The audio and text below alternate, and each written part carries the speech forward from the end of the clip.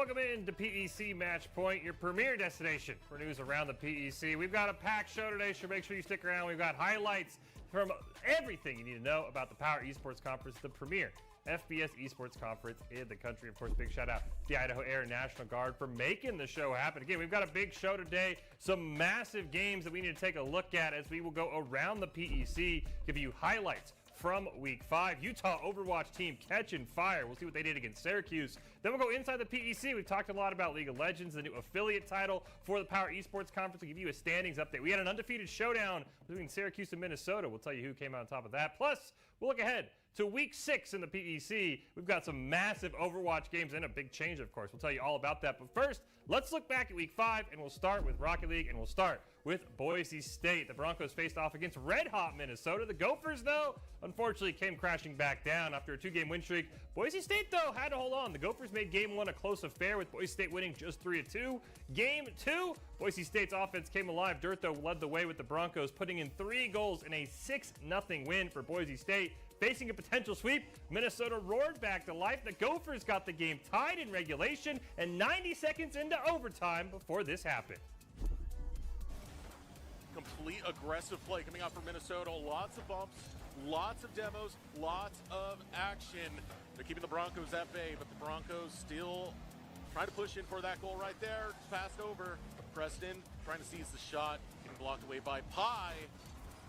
Woozy not making it there in time before the defensive play was made by Minnesota, but here's the flipper. He said, pass over to Preston, who makes the goal and closes Game 3. Ohio State and Nebraska, they met up in a Big Ten clash, and the two teams battled to the very end. Ohio State picked up a 3-1 win, but it was a very hard-fought series. The teams traded shutouts through the first two games, and then Ohio State held on 3-2, 4-3 to take the series. Bungo and Danwad both put in 4 goals for the Buckeyes. For Nebraska, a tough loss, but they had a lot to show for it. Creed, Rocket League, led the way. He had 4 goals for the Cornhuskers. This was a very, very tight series despite the 3-1 scoreline. A couple other things in Rocket League, Syracuse and Utah. That game's actually been rescheduled. They're going to play tonight. It's a bit of a doubleheader for some of those squads. And then Baylor and Kansas. Of course, Baylor continued their perfect season. The Bears took care of business against Kansas. They are now 12-0. Only 4 games separate them in a perfect regular season. For the Jayhawks, the loss means now there's only a game ahead of them, or they're only a game ahead of Ohio State for that 5th spot in the standings. So a massive series there, but Baylor, again, looking very, very incredible. We take a look at how week to week went in Rocket League for the PEC here in Week 5. Of course, as we said, a couple of sweeps. Boise State, Baylor, Ohio State picking up the 3-1 win, and then Syracuse and Utah, that was rescheduled to the 23rd. We take a look at the standings, of course, with Michigan State on the bye. Baylor's up at the top, Boise State right behind them. A little bit of ground between the Broncos and sort of Syracuse, Michigan State, that top 4. Of course, 2 of those squads going to be in action later tonight. We'll tell you about that. Moving on into Overwatch, however, we had a massive game as Utah, the red-hot team, drew one of their toughest challengers yet as they squared off against Syracuse in a top 4 battle. Utah jumped on the orange early, taking both Game 1 and Game 2 as they edge out just a 3-2 win in Game 2. Syracuse held off the sweep. They won Game 3. Forced the Utes to a Game 4. Maybe the Orange can set up a reverse sweep of their own. The Utes, however, refused to blink. It's a chance for a massive win in the spring. Utah's been undefeated so far. And were they able to close out the Orange? Carson Cass tells us what happened.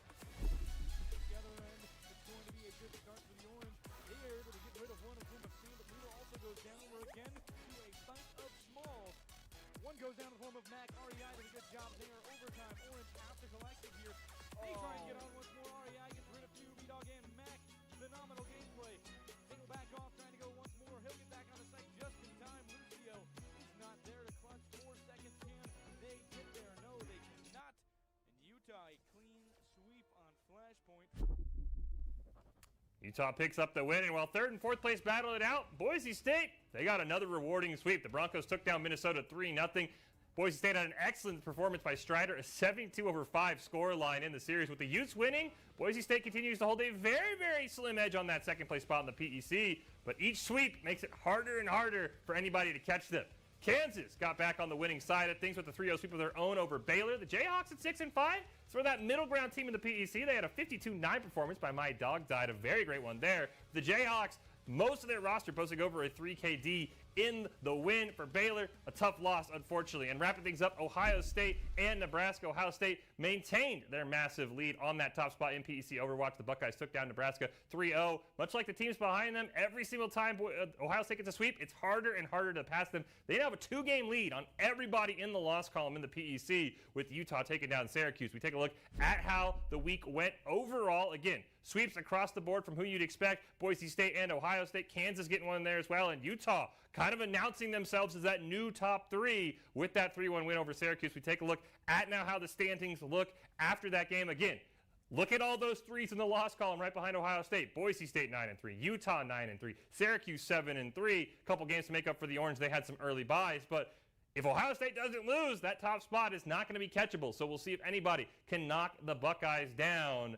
Moving on into Valorant, Boise State Valorant, they continue to tear through the spring season with a league-leading 13th win under their belt. They're looking for more as they played it off against Minnesota. The Gophers, though, did not go down without a fight. Boise State won game 1 in the series 13-7, and the Gophers did an even better job trying to get to that match point in game 2. They needed a few more rounds to force overtime. Minnesota wanted to be that spoiler, but Boise State, the top team in PEC Valorant, they didn't want to play any more rounds.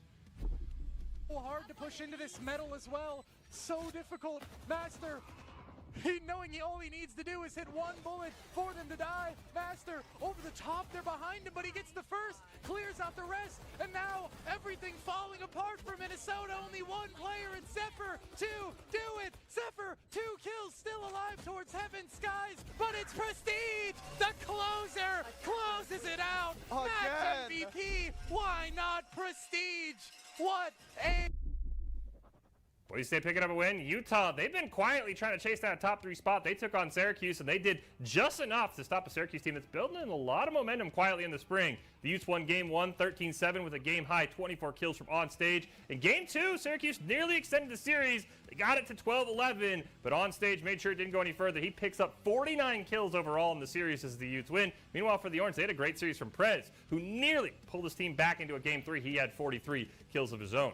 Kansas, they picked up a sweep over Baylor 2-0. Game 1, back and forth. The Jayhawks held on in a 13-10 nail-biter. A solid performance. 4 members of the squad posting positive KDs. Derry dropped a game-high 29 for Baylor, but it wasn't enough. Game 2, Kansas made sure Derry wasn't going to have any more magic. He was held to only 10 kills as the Jayhawks picked up the sweep. And Ohio State, they got back on their winning ways. The Buckeyes dispatched Nebraska 2-0 in a sweep, 13-5, 13-7. Strong team performance for the Buckeyes. All 3 players on their team posted over 30 kills. For Nebraska, Geo Magics had a great game, 22 kills in game 2 in particular. But it's so hard to individually take down this Ohio State team. As we take a look at the results from Valorant this week in the PEC. Again, a lot of those top teams picking up sweeps. We've talked about it a lot. The more sweeps you can get, the better you're looking in those tiebreaker categories. And watch out for Utah. Michigan State on the bye has to worry about the Utes in their rearview mirror. As we take a look at the Valorant standings, of course, you've got 2 teams at the top, Boise State and Ohio State. That showdown is going to be epic here in a few weeks. And then Michigan State and Utah are neck and neck as well. These top 4 teams are very, very close.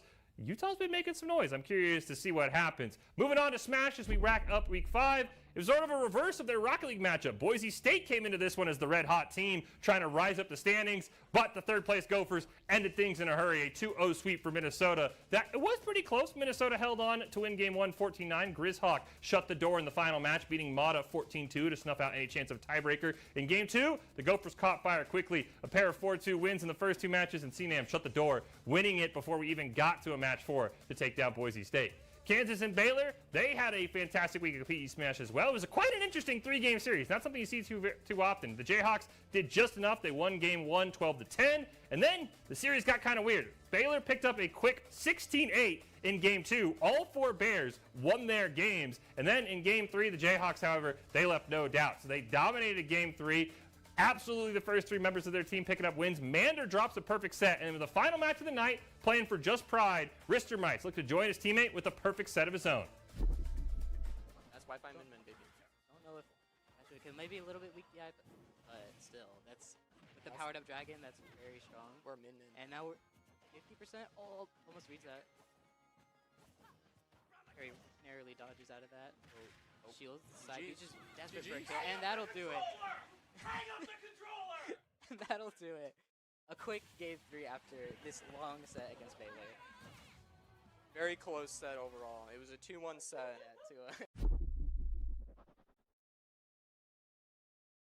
Again, the Cornhuskers do just enough to keep that second place spot. They swept through Ohio State 2-0 after dominating Game 1 16-6 with all 4 Cornhuskers winning. Game 2 got pretty close. Beaton and Scorcho both won the final 2 matches for Ohio State. However, Nebraska took just enough to hold on for an 11-10 win and grab the sweep. Again, this Cornhuskers team, they keep winning, but the wins aren't always pretty. We take a look at the results for Smash this past week. Again, a sweep from Minnesota, a sweep from Nebraska, even though it was very close, and then Kansas and Baylor playing a fun little 3-game series. We take a look at the standings here. It's been really, really tight atop the standings. We got Michigan State. They're still perfect. They had a bye this week. Again, that team looks really strong, but then Nebraska, they've now joined them all of a sudden with 10 wins. Minnesota's right there at 8-2, and then Syracuse, that last of the top 4 at 6-4, but then you got Kansas and Boise State. They've been battling back and forth. Been a ton of fun in this one.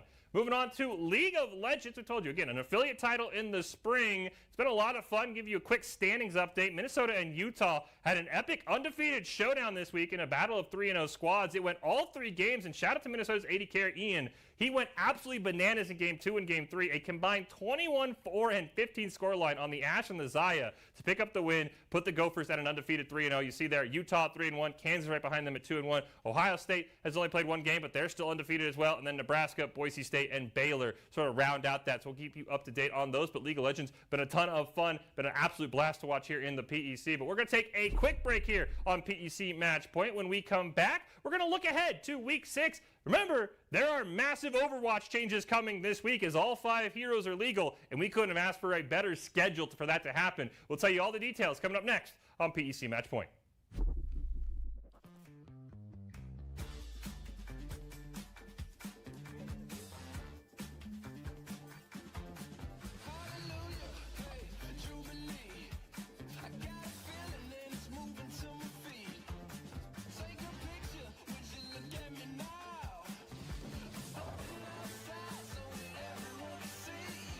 Up to 4 times the rewards with the ICCU Premier Rewards Visa credit card.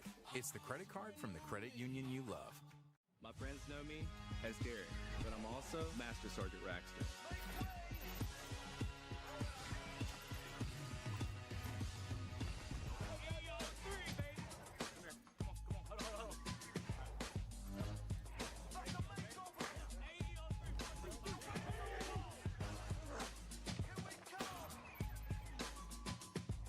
This is my life in the Air National Guard. How's it look so far? Comfortable? Times and places, all in who you share 'em with. Joy, I got in. who you share it with. This is a great use of your home equity. Who you share it with. Since you guys have been in here, some things have changed. We've updated this place to be in its final form. New cabinets, new counters, all sorts of new stuff in here. This has turned into a place that wouldn't look out of place at an SEC or Big Ten football facility, and Dairy West has allowed us to have it here. We've taken a holistic approach to our player nutrition, and we're really thankful that Dairy West has made sure that our fueling station is the best in college esports and really at industry standard for any college athletic department.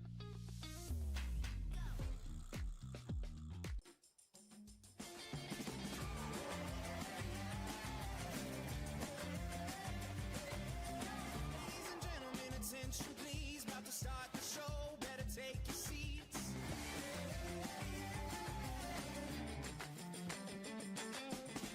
It's time to let the curtain rise. We're gonna shake the room, we're gonna honor. Now earn up to 4 times the rewards with the ICCU Premier Rewards Visa credit card.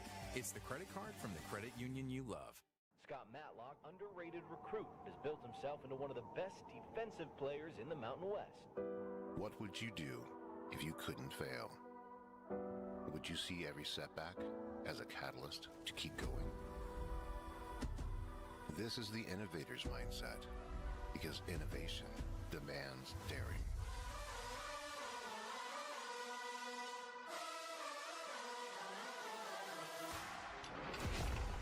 Is finding thousands of ways that don't work, and the one that changes everything. It's when your unrelenting spirit sees the world's needs and says, I will create something better. So, what will you do? Will you let your genius run wild? Give yourself the space to be great. Set your sights on something even bigger, because we know changing the world doesn't happen by chance. It comes out of the blue.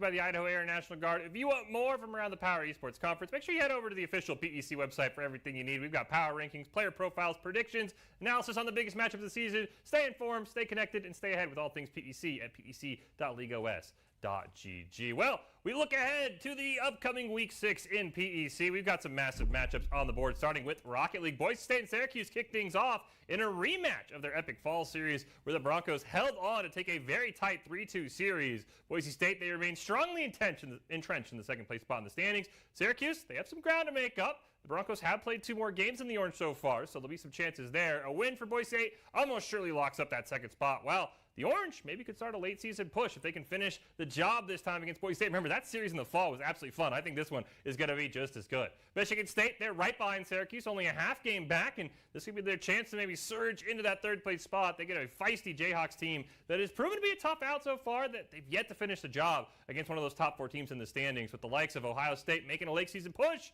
Kansas would love nothing more than a win here, build a little bit more space between them and that bottom half of the standings. Baylor's perfect season, it moves on to Minnesota after a fantastic last few weeks of play. Of course, the Gophers hit a bit of a speed bump last week. They were swept by Boise State, but as we saw earlier in the show, that series was a lot closer than maybe a sweep would indicate. They gave Boise State everything they could handle in a pair of 1-goal games. The Bears, they've looked incredible so far this season. They don't show a sign of slowing down, but if the Gophers can play like they did last week, maybe the series is a little bit closer than you might expect. In Ohio State and Utah, they will wrap up Week 6 of PEC Rocket League. Both teams, they've had a couple of heartbreaking 3-2 loss series earlier in the spring, and you wonder what could have been if those maybe had gone their way. And now it's a chance to maybe prove that they can still turn things around. The Buckeyes, they have Kansas in their sights, maybe could run the Jayhawks down for that 5th place spot, while Utah, they're in this sort of logjam themselves. Minnesota, Nebraska, all kind of battling to get out of the bottom of the standings. Moving into Overwatch, remember we talked about it after 2 weeks of waiting.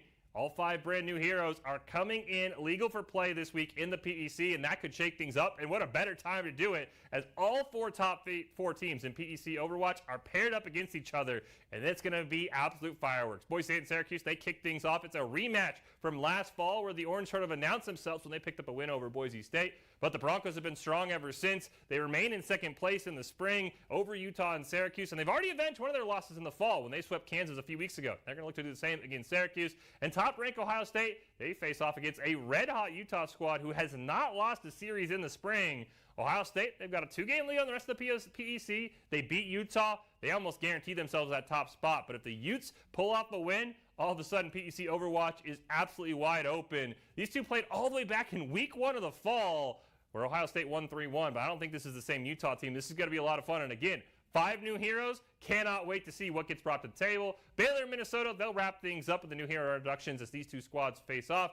At times, these teams have shown flashes, with the meta surely being shaken up. A win here for either team could be the start of maybe a late season push heading into Vegas. Moving on into Valorant, Ohio State and Utah. Valorant face off. The Utes, they've kind of done a great job. They beat everybody in the lower half of the PEC. They've had a couple of strong showings against the better teams in the PEC. They took Michigan State and Boise State to 3 games earlier this year, but they still need that signature win. For Ohio State, the Buckeyes, they already had their one slip-up a few weeks ago. They cannot afford another one if they want to chase down Boise State and keep their shot of a #1 seed intact. Boise State and Syracuse going to battle out in what should be a solid test for the Broncos. At 13-1, Boise State, they've been running through the PEC this spring, but this is a Syracuse team that gave Ohio State a 3-game series a few weeks ago. They've proven they have the potential to slow down some of these top teams. I think they're a lot better than their record shows, and I think this is going to be an absolute fun series and maybe another 3-game series. We'll have to see. Michigan State, they're the defending PEC champs, and they come off a bye. They're going to face a very solid Kansas roster. The Spartans, they've been riding high after they knocked Ohio State down from the ranks of the unbeaten a few weeks ago in a win over Kansas and a Utah loss.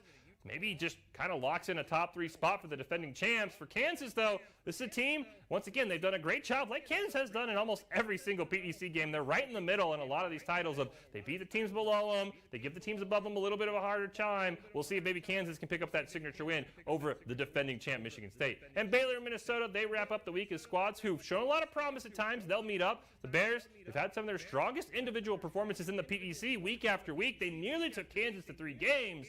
This squad is very talented. For Minnesota, the Gophers, much like Baylor, they've had strong showings despite being swept by Boise State. They nearly got that to a Game 3. They had it at 12-9 at one point, and this maybe starts a late season run. And we round things up with Smash as Boise State. Their 2-game winning streak came to an end last week against Minnesota, and now they face their second straight top 4 squad as the Broncos face off against Syracuse. The Orange, they've had a tough time so far this spring. Only a 1-2 record so far to show for it. They hope to end the season strong, and that could start with a showdown against Boise State. Baylor's going to meet up with a red-hot Minnesota squad who, the Gophers, maybe can run down Nebraska for a top 2 spot in PEC Smash.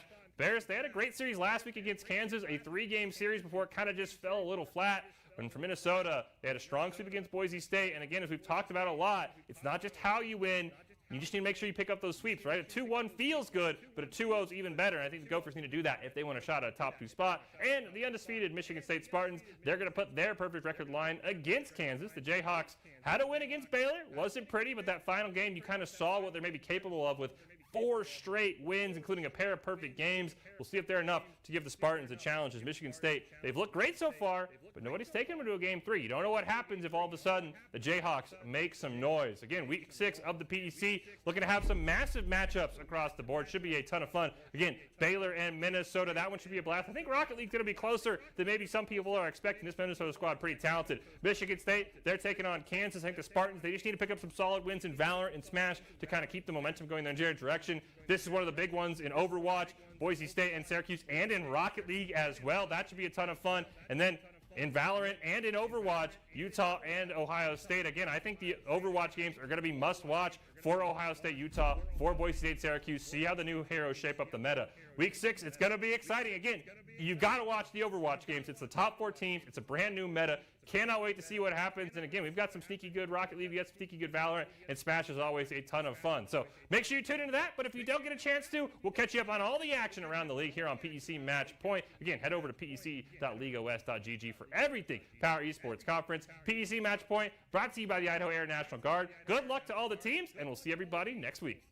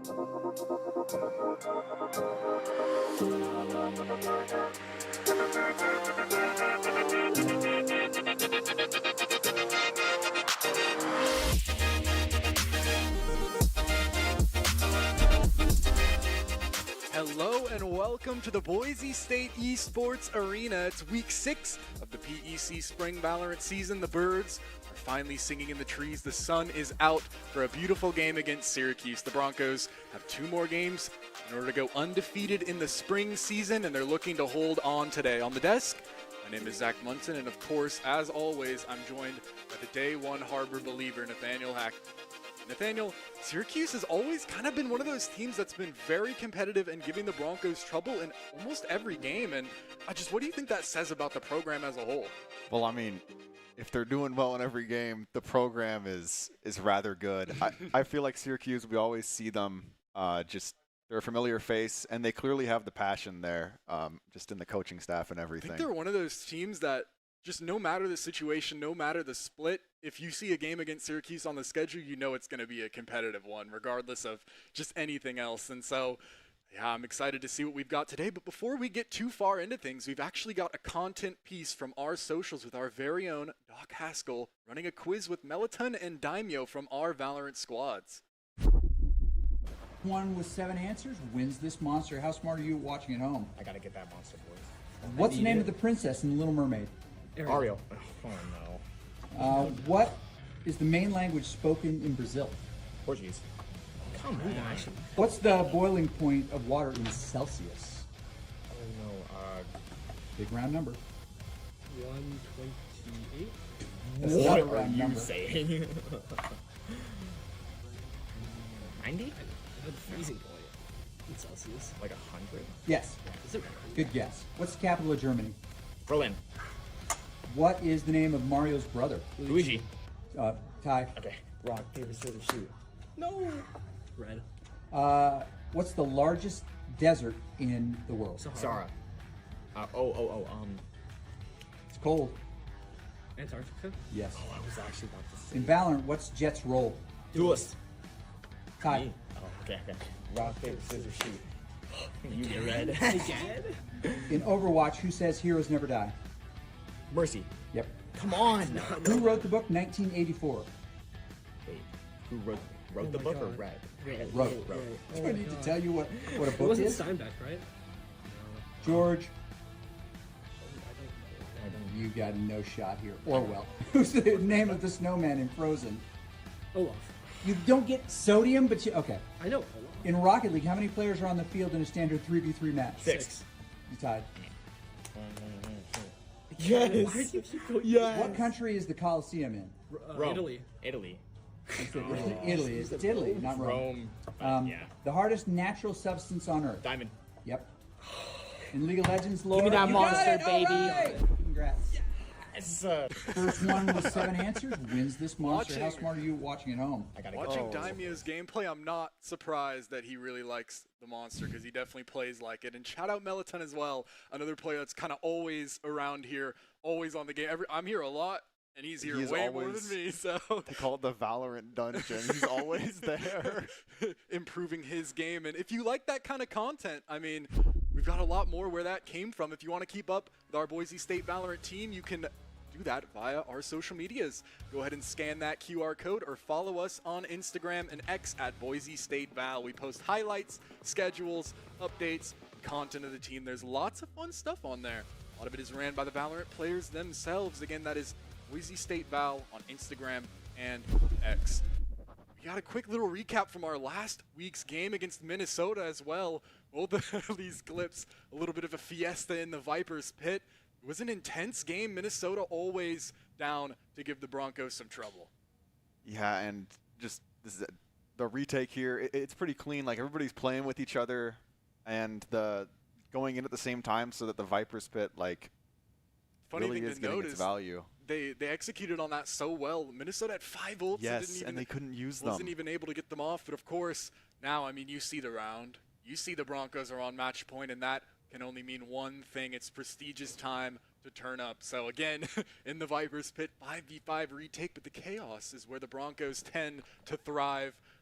Here he is, Prestige himself, looking to close it out, gets that onto Zephyr, and got a nice 2-0 victory, keeping that Corrode win rate as high as it can be. But with that match in the books, now here are the standings coming into this week. Our Boise State Broncos are in first place and only 2 wins away from securing that #1 seed. The only team contending for that first seed is the second place Ohio State Buckeyes, and we'll get to see the decider match for that #1 seed next week. But that's not the only collision course in our standings. Michigan State currently holding 3rd place, but Utah right on their tail, and today you've got a big matchup that could shake up the standings. Ohio State and Utah have a game with huge implications. Potential upset watch. Minnesota trying to get into the top 6.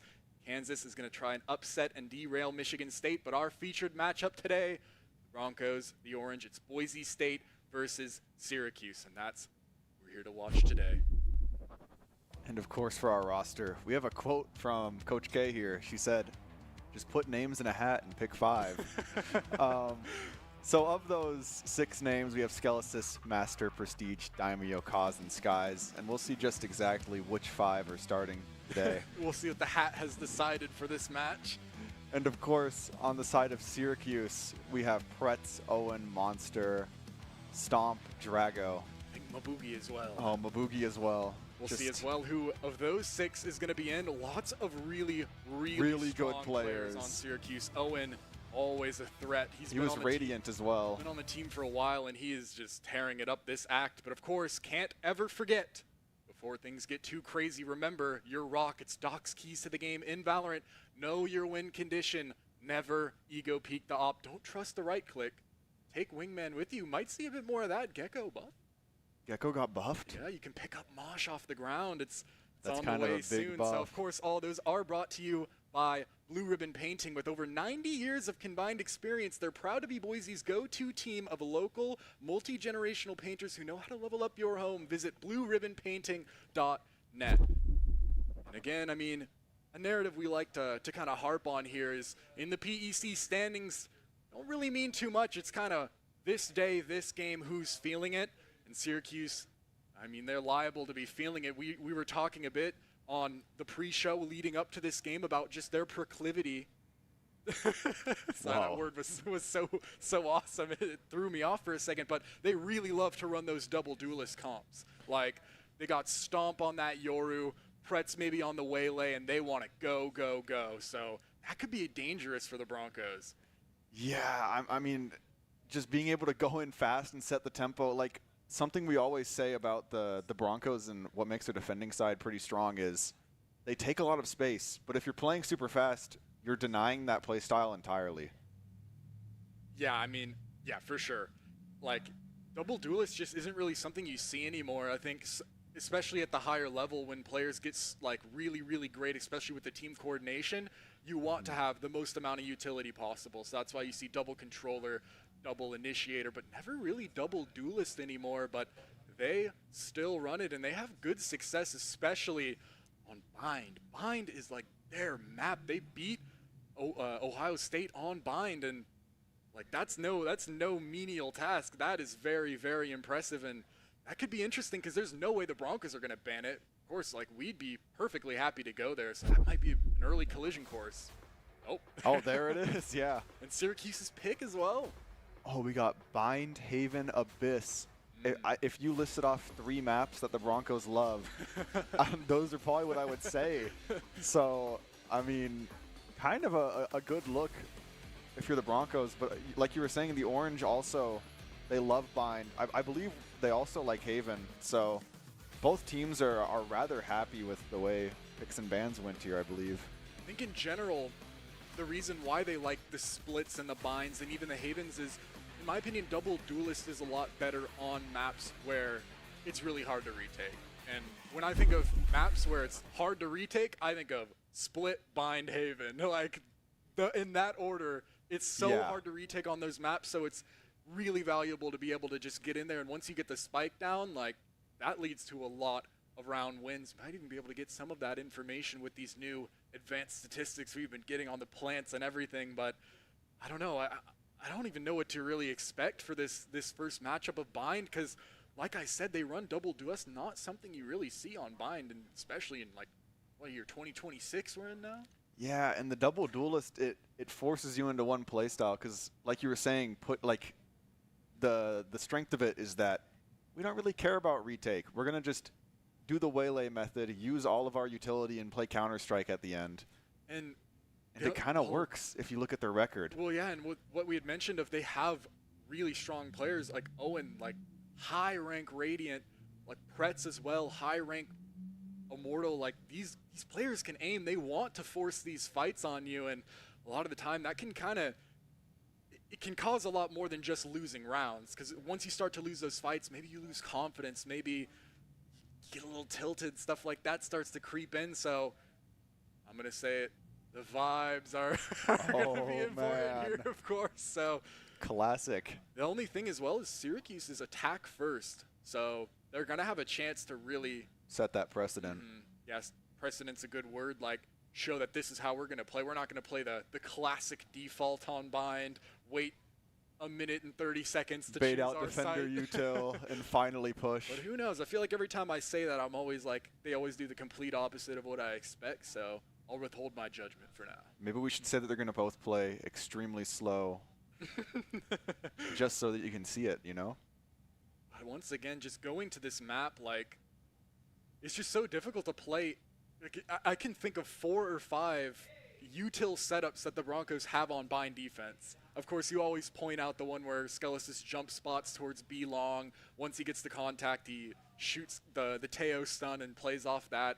They have also the one towards showers. Like, they just have so many plays that they can do. Like, yeah. They better have been watching film. And also, they have a lot on the defending side set play-wise, or on the attacking side, sorry. Because if you're thinking about you're playing a double duelist comp, especially on bind, you're probably going to put 3 guys on one site, play super aggressive on the other site just as 2, and just try and like take some space and see what happens, right? Yeah. The Broncos love to play Tejo, where if you push out, it's kind of over for you because they can just mine you off, isolate a fight, and then it's looking a little bit grim unless if you're the Yoru, I would argue. Yeah, and it's interesting as well that they like bind so much, just with what they like to do, because bind seems like the hardest map to force fights on. Like, unless they're really just swinging you for no reason, like maybe shower, you can get some fights, but like, not really. You're not taking early fights like you would on, say, like Abyss or something. Like, that just doesn't really happen. Is the most like just double up. We have a fast rotate map. There is, so it is a little bit strange to see that they like this map so much. Get into it now. Composition looking interesting. Waylay, of course, always there. Looks like Daimyo is the one playing Sky this time. Instead of Prestige, the normal one, the dagger on it. But again, here it is. Syracuse's composition so interesting. Double controller, double duelist, no sentinel. They're really betting that they're going to run up the score on this half, and if they don't, things could get dangerous quick. Yeah, and another interesting thing is picking Fade without like a raise, right? Because usually when you're picking Fade, Snakebite? Yeah, it's to combo it with a molly, but maybe you could make the argument of these controller mollies being enough, but it is an interesting idea just to pick that. The only thing is if they get that spike down, it's going to be really, really hard to get back in that Snakebite, Incendiary, even Saturate, Seize. Yes. Like, there's Those so are many 4 things to stall. They're not, yeah, they can't really let them get on or things could be bad really quick. I do like seeing the Teo. I like seeing Teo. He's one of my favorite characters. You don't really see a lot of him. He's not super useful on a ton of maps, so always proud when Skelis brings it out. Very, very different looks here from each team, and we'll have to see which ideology will come out on top. Yeah, it really is 2 completely different comps. I think the Yoru one's a bit more traditional. But we're going into match 1. The Broncos 13-1 in the standings, undefeated thus far in the spring PEC season. Syracuse 4-8 looking to climb up the standings with a statement win here. Broncos' favorite map. They're going to have to force get that pistol. As always, things start out a little bit dubious for the Broncos. Pistol's a bit of a toss-up every time. Yeah, I mean, you always talk about it, and it's for good reason, though. It grounds me. It gets me focused. I start thinking about the pistols, and everything starts to click in my head. An attack for Syracuse. I think they're going to try and force those early fights. Yeah, I would reckon we're going to see them stacking one side and pushing fast, and that's exactly this could be dangerous. What the map is indicating. The Broncos know about it. They're already 3 strong towards Hookah. I don't know if they have a flash there, but they might not need it. They're going to take the fight as soon as they can. Ping's coming through. They realize the danger. Out they swing, and they see a lot. Master and Skies want a piece. Saturate buys some time for them to fall back. Skies, beautiful off angle, moving up. Ooh, flash perfect. Through the teleporter, they all go. Trying to get out threats. Trades 1-2. Hold on. All of a sudden, things have calmed down into a 1v1, but Spike on the ground. It's Daimyo versus Stomp. But he doesn't know where he is. On the right, the flick's not there. Stomp, well played. And Syracuse picks up that first pistol round, and all the action kind of took place in one little area right there. Yeah, it was just immediate, the fighting. And at the start there, the Broncos were up. They had the saturate, and they could just stall and play the round out up the player, but they really, they were the ones that tried to take control there. They tried to grab that teleport coming through as well. Yeah, well, Stomp setting up that gate crash won them the round. He was so caught. If not, the blinding light had him set up, and it's going to be the same thing again. Man. 3 players outside A. They're ready to take the fight. Prowler comes through, and the old Skies has been marked in the corner, trying to get the first, but Mobugi behind him with the Bucky. Daimyo trying to run, trying to get away. 3 damage. Hits him in the back, but Pretz is ready for the rotate.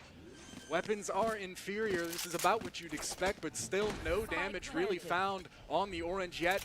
It's Cause and Skelesis playing different sides of the map and different weaponry as well. Only a classic for Cause, but Sheriff could do some damage. Doesn't even clear the corners. He knows where they are. Skelesis has 5 players to deal with. First back turned, can deliver. Second, difficult shot. Pretz cleans up 3 with that hero Phantom. Syracuse get the pistol and the bonus. And that Phantom buy was very gambly, I would say, because not only are you buying the Phantom, potentially able to convert the round, but they did so sending him solo showers. Yeah, he took 2 1v1s there. Yeah, if that play works out, I mean, as you see, now their economy is good enough that they have a chance at winning this round, but if it doesn't work out, that's a way to flip a round. And yeah, I mean, Mobugi now with the Bucky is perfectly content to sit on this. Probably even, I think, bought his teammate a weapon, knowing he'll have enough. Daimyo info out, catches some players' showers, and Snakebite forces him off the angle, has to fall back. Gate crash set up in position. He doesn't really know how much pressure he's under yet. This is a scary peek.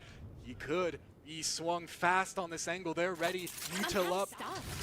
Looks like the blind side in the hand of Stomp, ready to go. Fowler again. Every round it's found so much value. Monster just catching every single off angle thus far. Daimyo has to fall away, but so do the orange. And that's a dangerous position there. Not want to walk into shower. Mobugi's ready for any sort of re-clear.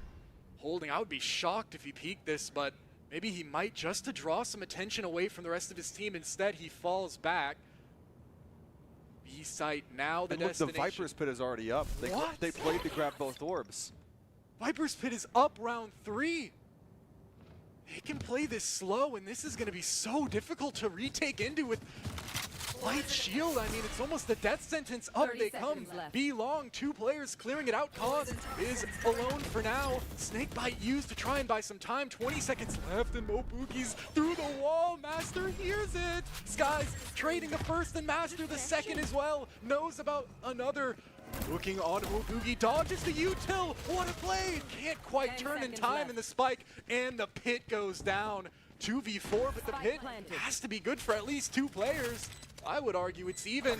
Throne, though, might be able to scout things out before it gets too nasty. Stomp shoots it. Trying to think about how they want to play this one. Spray looks good on the Pretz, but no damage found. Daimyo wants to walk through, but it's just so difficult. They don't have any more information, any more utility. They've just got to go. Time is running out. Stomp gets the first, and in they go. Sky's trying to walk around. It's only 1 player left. Pit is down. Stomp the first, and the half hasn't been found, but Cause finds the shot.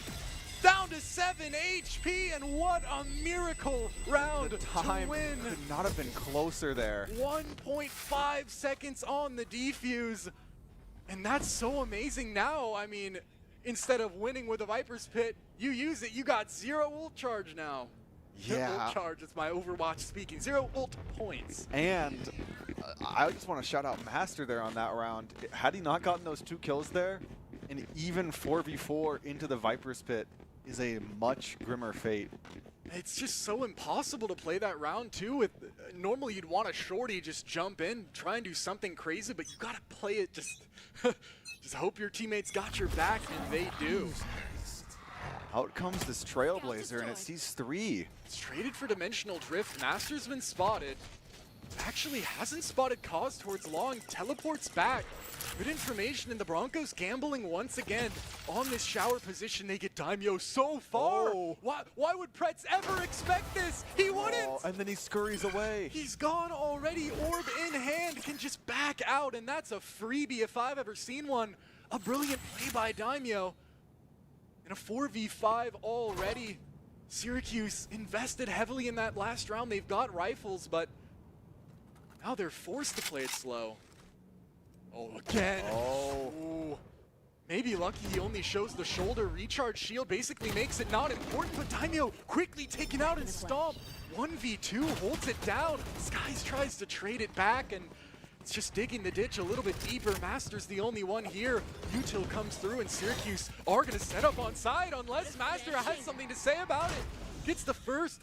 Catches Mobugi off guard, pushing through. U-Haul going in. Monster ready for it. Only one player left. The clutch royalty cause. The king of it. No Util to play with, and Stomp good for 3 on the round. Well played, and again Syracuse getting so much value. Stomp is 9-1.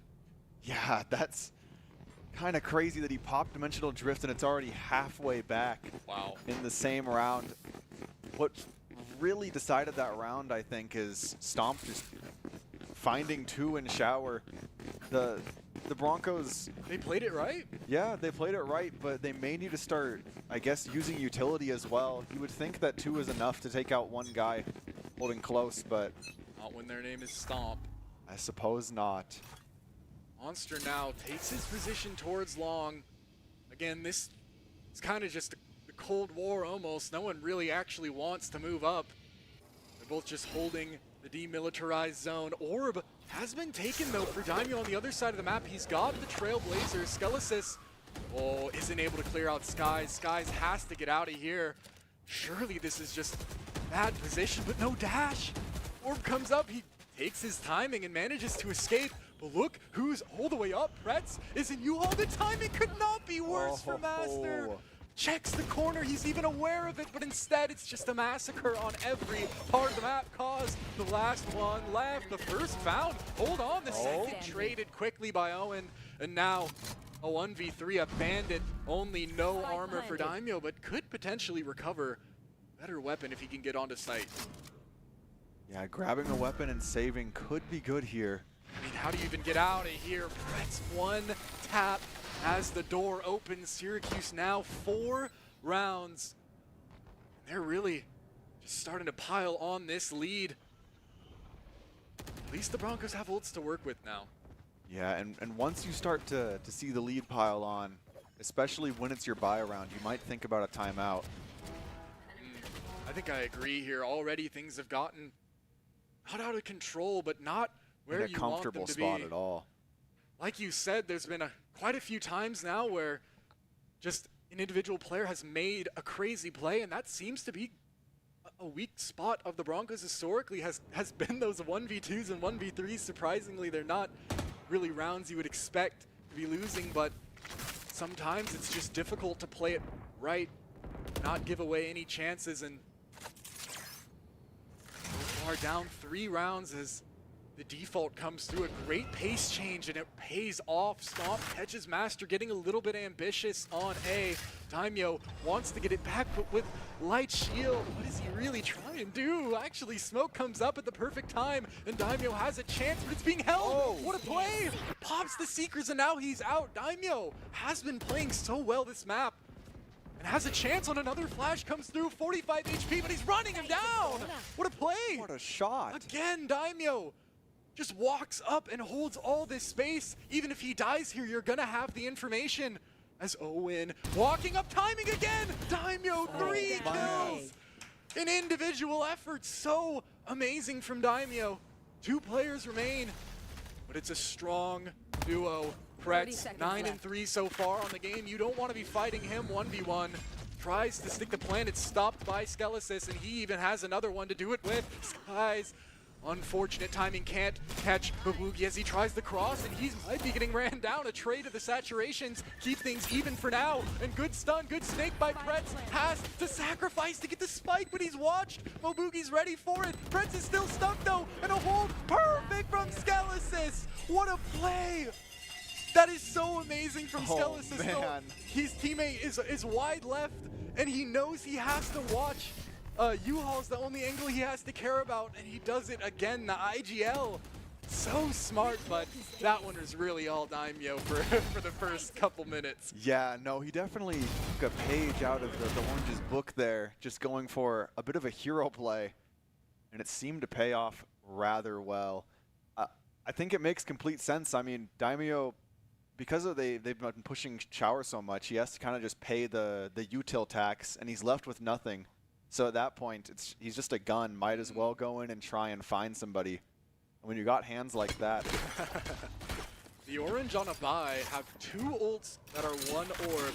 Dimensional Drift and Viper's Pit, and it looks like they want to play for this B1, but space difficult to get into these 2 players. Skelesis and Cause are ready, and this is an angle. It's so good. Cause isn't able to hit the first convergent pass on to Skelesis, trying to stand tall back sight, but Cause falls, and Skelesis, though, has a chance now. Owen, good kill, and Master, the last one, also traded out quickly. Just the might of the push to... Oh, goodness. Master not dead yet, actually gets hit by the saturation, but they're afraid. Oh, Boogie as well. Now another ult coming through, Orbital Strike. Sky's held back for a moment, and he goes in. Actually gets a great amount of space, but has to go back. His momentum was stopped, and he wants the rifle. Gets it out, he's ready, but Pretz is too. What a shot in Daimyo now, the last one remaining. How do you even play into this one? Is this just a save?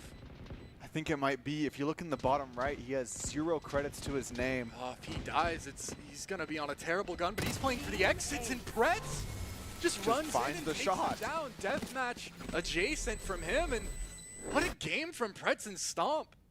So far, 13-4, 12-4, taking over the lobby, and this is getting dangerous now, because once again, the economy is bad for the Broncos. Yeah, and like you're saying, Pretz is going off here. I mean, he's on pace to have 4 Viper ults in 1 half, which is a lot, I would say. And this is definitely a save round for the Broncos. A lot of ultimates were used as well on that last round. Cause uses his Viper's Pit immediately. Just cuts out this short angle, which has been so much trouble for them this game. But once again, Monster, Chill might be a bit deceiving. Doesn't clear Cause out of the angle that he is, in fact, playing. But only a classic to his name. At least it's probably what you want in this situation, but they're gonna go in with Dimensional Drift here.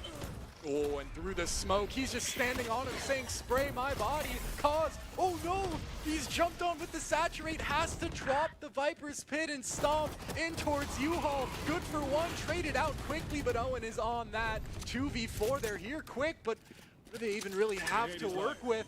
They split up, but the stun, unfortunate. Master now has to be slowed a little bit, goes in the first found, but Pretz once again trades it out, in Syracuse they get the round and even a little bit extra money as the plant comes through.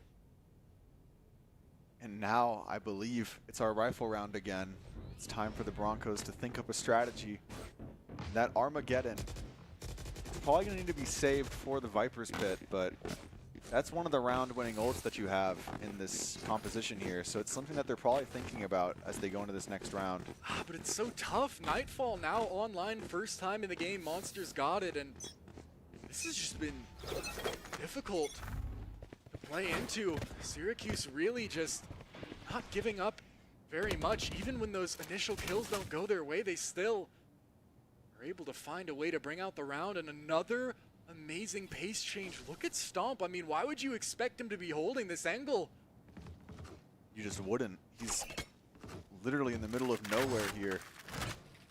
It's not going to be tested for now, and I mean, them not pushing it is information for Syracuse. They know that they're still probably keeping players on A. If they're not clearing it, the rotate's not allowed to come through. It's Skies and Master towards Shower. Nightfall comes through and it only hits Cause. Armageddon might save his life though. Buys him valuable time. Skies gets the Lurker stomp taken out towards Showers, and now Cause is allowed to play on site. Wall though about to drop, and he has to 1v1 Preds. Ducks back into the smoke. I don't blame him. Not a favorable fight in any way. Syracuse slowing it down, but they look like they want to go. Ooh, Pretz barely avoids his gun being spotted. Skelesis, though, is seeing the shoulder, peeking through and cause the smoke. It's the first through it, but Pretz wants to fight. Shorty up, and he's ready. Just pops the Viper's Pit and uses it almost like a harbor wall or something to push through. Skies has a chance, though, backside. It's still an even match, and he wants to take advantage of it. No utility left, though. Regen shield. The Viper's Pit, I don't know if it hits the bomb, does it? It does not. It's a bit of a unfortunate ult. Oh, and the smoke now might buy them time, but they have no idea where Pretz is playing. He's in all the way towards Elbow, and they just don't believe it. They're not quite on the spike yet. Through the smoke, Monster gets taken down. 2v3 now. They've got to be careful, though. Owen towards Long, the only one remaining. Incendiary might still be available. Master might have to win this fight now, but Owen takes it, and it's so difficult now for Skies. Half almost found, holding. Oh, but he can't get the kill. Owen a clutch. And just procedural play from the Orange once again wins it out. Pretz is up to 16 kills. Yeah, that was very well played by the Orange. They waited down to, like, if you asked me the exact frame that they need to push on to be able to push through Skelesis and Cause's utility, I would say it's exactly when they pushed. And then they found that kill because they were just a little bit ahead of what was being expected. And they played that post plant so well, each player taking a turn at the bomb with their utility. Now they have to make some magic happen without the resources. A jump directly onto the Master. Brilliant that he even gets one, but it's just difficult. Oh, Boogie, a great play to get past the first and onto the second with the Judge, and 4v2 with bad guns. All you can really do is group up and try and make a play. Cause regrouping with Skies, but it was B all along. Syracuse now walking out. Oz could still potentially be ahead of it. They're not out quite as quick as they might think, but Smoke makes it hard, and Plant's gonna come through. Skies, all he can really do is just go for a pick. And there's one player left. The flick's not there. Mobugi through the smoke with the Judge. Syracuse, their attack is scary. Yeah, this is exactly what we were expecting, though, was fast attack. That could be an issue for the Broncos, and it seems like it is. Here comes the timeout, of course, on a rifle round, so that they can plan out a bit of a round, you know, that's actionable for them. What do you think's going through their mind right now? I was just about to ask you the same thing. It's a weird one because, I mean, just watching it, it doesn't seem like a lot of the time where it's like, dude, they're doing the same play and it's just working over and over. Like, they're switching it up. Yeah. Pretty much every round looks different, and it's really hard to adapt to something like that because they're just getting success in so many different looks, whether it's a quick push or whether they slow it down and hold for rotates, hold for lurks like they did that time. I mean, it's just, I almost don't even know. It's a hard one. I think at this point you just got to try and focus on just getting one round. Yeah, get one round. Two would be great here, but just make sure going into half it's not a game that, you know, like mentally you're almost kind of checked out of because it feels so unattainable. Yeah, the difference between a 9-3 half and a 10-2 half is quite a bit. Insane. It's only one round. It feels like 10 rounds. Yeah. Like 9-3, I'm like, whatever. We'll just win pistol. We'll win the game. But, ooh, I like the operator. I really like the operator. That makes a lot of sense. The Honestly, Broncos yeah. have been having trouble, you know, holding these long sight lines. Unfortunately, I don't even think anyone's going to test it. But just look at what it does. It allows the Broncos to 3-stack the other site and control more space. But such a far angle being held, like, it doesn't even really get information quick. Daimyo instead is going to be, he might even be ran down here. If he hits this drone, they might go on him quick. Ooh, but instead they actually back out. Whoa! Mo Boogie 3! What a spray transfer. They all line up for him. And now the operator is very unfortunate in the situation. You do not want to be retaking with that. A difficult round, and once again it's the same situation. The same two players have to retake. It's so difficult. I don't know. Do you save here? Saving could make sense, but also... I mean, with these two alive, it's Skies and Cause. If anyone could clutch such a round, but they have the op. I mean, you can't give it up like this. I think they're just going to save and... I want to say a lot of the ultimates are coming up soon for the Orange, so... All that Dying does is give them ult orbs. The best case scenario is you get the Brimstone ult out here, and I don't think that's realistic. So that's probably why they're looking for a save. I think this one's turned into, I mean, just as much of a standard game where you have the tactics mechanic. I think it's turned into quite a bit of a mental one as well. Because, I mean, at this point, it seems like everything they've done has been thwarted. Mobugi swinging in, and ooh, Cause able to get it. That's good, but Skies needs to be careful to live here. I think he will. They won't explore too far, but as I was saying, I mean, off a timeout, you had the right read. You were 3 stacked where they were pushing, but it's just thwarted it just didn't like work that out in an instant. And I don't know, I almost feel like that's not something that we see out of this team quite a bit. Is, like you mentioned, it seems like kind of dry on the util. Yeah, it seems to me like usually what we see is the Broncos will play a bit aggressive, right? Using their util, then they'll fall off that angle, then they'll fall off again. But right now they're playing at that last angle. And so they have to go for these fights that are a little bit worse than what they usually want. Already a lot of damage found on the Cause. It's going to make this round difficult. They want to play their normal strategy. They've got the 2 players set up for it. With the stun in the hands of Skelesis. 3 players, they have the stack, but hasn't seemed to work so far. But they just need to deliver. And a dry swing. It's ambitious from Skelesis, not able to get value. Pretz is quick on it as usual. And Convergent pass, Master's caught in the open, but they don't expect this angle. It's actually a great place, but Cause found back sight. Master, it's so difficult to play into Mobugi, the one to find it instead. And not dead yet, has to be used its last round. And swinging through, knows where the information is, but again, Mobugi, perfect movement. Finds the kill. Daimyo flank. It's only the clone, but now he has to worry about potentially a player behind him. Operator, ooh, gets the first. A great shot from Skies. It's a little bit more tolerable now. They're not playing angles that are going to be easy for him to clear. Daimyo out, gets the first, and in towards Kabi. Monster's ready for it. 22 HP from Daimyo. This drop could be a death sentence, and the swings come through. Stomp gets it, and a team ace brings Syracuse to a 10-2 half. This is a very difficult situation to find yourself in.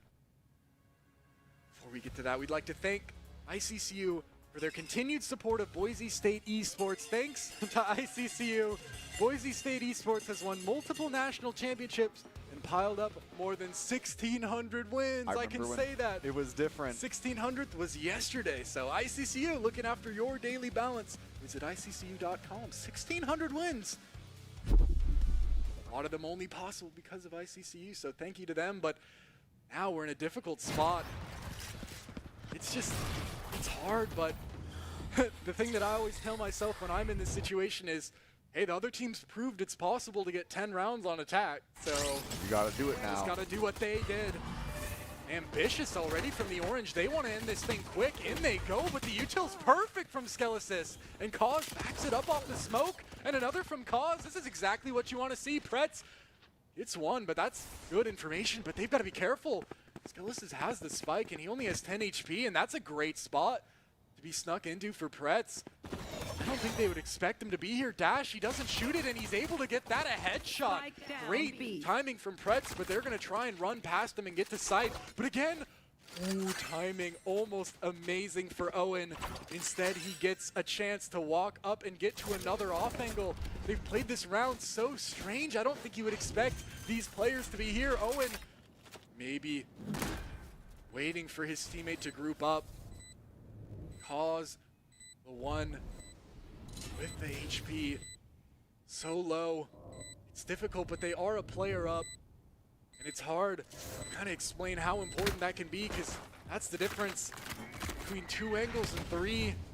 Skies on that 3rd angle in hookah could be the one to close it out. Tap comes through onto the smoke. Master clearing this, sees that he's not on, but Owen, great shot. Gets the right click to fall, and now half through the smoke. Pretz gets that one, and Pretz another kill. 4 for Pretz. 4 on Pretz. And they pull out a miracle 2v4 pistol round. Pretz up to, I think, what, 21?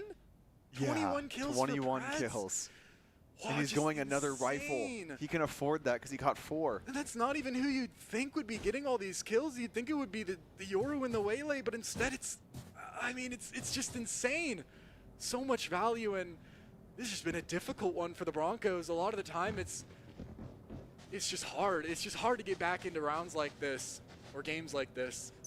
Yeah, it always feels like maybe it's a lost cause, but in reality, you're the same difference away that you were at the beginning. And the Broncos have always had a strong mental, so we'll see just what they have here. Sky is getting ready to go in. Ooh, jump out. Oh, once again, just perfectly into the smoke. Pretz avoids it for a second. Finally taken down by Skelesis. Skies onto sight, and they finally got a good position. But once again, look how far they're already up. Swing coming through elbow. Stomp gives himself away, but Owen's ready. The trade coming through, though. Stomp gets one more down to such low health, but it's 3v3, and the weapons are not on their side, but the flank comes through. It's a lost cause, but I found him. He's on flank, but Monster gets it. The health advantage just too much. Master, good angle. The first and the second through the wall. What a shot, and finally the Broncos stop the bleeding and get around on the board. And that's exactly what I was getting at there. Even though the round looks completely desperate, it doesn't matter at the end of the day. You can always win in Valorant. And they just need to do a couple more rounds like that, and all of a sudden Syracuse will be the ones down on the economy. And I think, I mean, it's always like a lot of the time when you're down this far, you can almost start feeling like, oh, just next map. We'll just focus up, reset. But if you get like 4. Yeah, if you get 4, obviously this game's not out of contention yet, and even just winning a few can get you good information on the tendencies and habits of Syracuse on this defensive side. It's good to see, and they see a lot here. There's 3 players. Good mine as well. Good stun. It's going to find everybody. Skies peeking off of it, but some movement is so insane from Monster. He's not able to land the shot. Skelesis gets the trade, but he's outnumbered now. But the pinch is here. Master comes through the first onto Mobugi, but do they know about Stomp? They do indeed.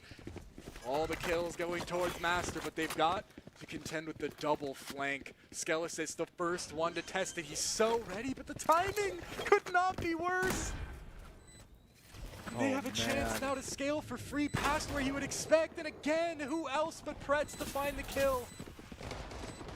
But both players noted, Trailblazer sees them as well, and now they can play wherever they want. They can fall back to safe positions, knowing their backs will not be in danger. With the smoke falling now in a smoke of Owen's own, but through the wall, what a play, and one player left, it's Owen. Low HP, has to walk out through the smoke, and Cause takes him down. Broncos started to get a few rounds back, and I always think, that just helps. That just makes everybody feel better. Like, just getting a few. I mean, I would say when we would play games, I'm like, even if we're gonna lose, make this a respectable loss. Get to 8, get to 9. Show them that. I mean, like, sure, you can run up the score if you want on attack on your map pick, but on defense, we're gonna find some holes in your setup. Yeah, and I would say once you get to that 8 or 9 rounds, all of a sudden the game feels a lot more winnable. Well, yeah, I mean, and it gives you this sort of second wind as the team behind. And Syracuse, if it got to that point, would certainly be feeling more pressure. And after getting to 11, they've got to get this one. It's so important, this third round. If they're able to win this, they can start moving the economy, but they've got to deal with Pretz, or sorry, Mobugi, holding towards Shower. Oh, and what an angle. A headshot from Skies, but it wasn't for free. His headshot a little bit better. It's the kill, and no heal at least. But now this round is difficult. I like just stacking up and going for it, not wanting to play into the map, give up any more free kills. They just want to use the numbers advantage that they have, 4v3. It's going to be difficult, and Stomp gets another. And that's the pit gone. Things have evened up, and like you said, that's the pit. Daimyo trades it a little bit back. Mobugi still could be caught here, trying to swing out through the smoke and caught by the mines. That's what happens. Skies Glad he hit that headshot. Kill would have been possible without it. Armageddon used just to try and confirm the round, but they've got to swing Owen. Smoke falls, and are they ready? Owen the first, is the trade there? Yes, it is. Skelesis evens things up to a 2v2, but through the box. Barely marks him. Monster, what util this game. Daimyo has to try and find an early fight. It's a good look, but now things are so difficult. All the util in the world for the Orange, and Daimyo just can't overcome the Herculean task ahead of him. Pretz, again, the one to find the kill. What a game from Pretz. Syracuse get up to match point. But as we noted, like, they've done this before. They beat Ohio State. They beat great teams on Bind. This is their map pick, and they're showing why right now. They're not to be messed with on this map. Yeah, and with the Vipers pit up on the side of Syracuse, Broncos are going to be hard-pressed to find anywhere to go. So it really is just a matter of how well can Daimyo and Skelesis use their utility to find this Viper if they choose to push into the pit. I think a really important thing, too, is even though it feels like such a crazy path back, just like we mentioned, just going for any round, it's gonna let you know what you can do, what you can get away with in these coming rounds. In goes Skies, good information, lets Daimyo post up and get early information, but Pretz once again through the smoke. He's taken his team this far and he wants to be the one to close it out. Great opening kill. I mean, it's not even tradable. Can't even walk back into the pit. Instead, gotta just try and go somewhere else through the smoke. Mobugi has a shotgun and a teleport. Oh, man. Takes them all. I guess they kind of know where he is. They know he's on A site. Interesting information, but it's not good information because the stack is still here and Stomp still has a judge ready for it, standing on the box, gets the first. Master trying to find it, but instead it's Monster. Kind of an unspoken just demon this game. Like, it seems like every bit of util has been finding value from Monster.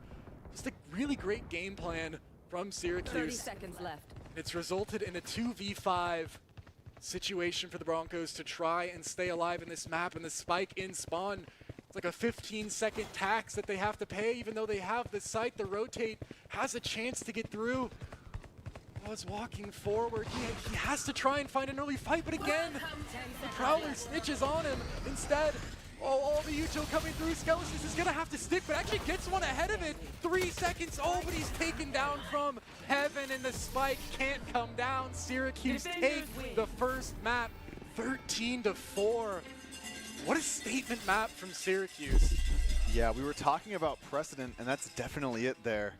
Or it too far forward. Idaho Air National Guard. What if you could pursue college or your dream career while serving your country and getting amazing benefits? The Idaho Air National Guard, just 1 weekend a month, 8 months out of the year, you'll get tuition assistance, signing bonuses, healthcare, 0 down home loans, and high-tech job training, all while keeping your civilian life, job, goals right here in Idaho. Whether you're studying, working, or building your future, the Guard enhances it all while giving you leadership skills and lifelong connections. Ready to have it all? The Idaho Air National Guard is your pathway to education, career success, and purpose. And this will be an interesting little break for the Broncos here. Kind of a lot of stuff to talk about, but remaining focused. I mean, they've lost the first map before, so it's all about regrouping now, making sure they're ready to take it to Haven, make sure things don't get any more out of control. Yeah, and something that is interesting here is usually when it's a 4-13 match, the scoreboard is a lot more color-coded. And right here, it's still half and half from both teams. So even then, the match was closer than it tells you here. And the Broncos had a decent amount more success on attack, and they didn't get to play as much of it. So that also is part of it. So they actually get to start on attack on Haven, which is kind of, I mean, that's really, they've been really running it up on Haven, but we'll have to see how that all works after a quick little break. So do not go anywhere. You're going to need to see this. Scott Matlock, underrated recruit, has built himself into one of the best defensive players in the Mountain West. What would you do if you couldn't fail? Would you see every setback as a catalyst to keep going? This is the innovator's mindset, because innovation demands daring.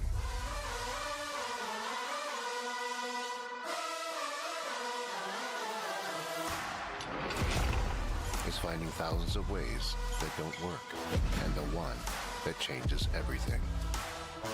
It's when your unrelenting spirit sees the world's needs and says, I will create something better. So, what will you do? Will you let your genius run wild? Give yourself the space to be great. Set your sights on something even bigger, because we know changing the world doesn't happen by chance. It comes out of the blue.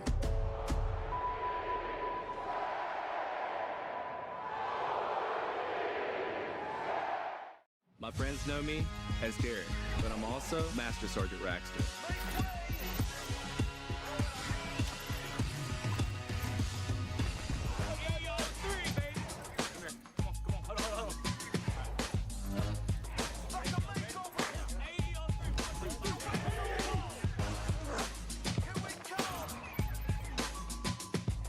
This is my life in the Air National Guard.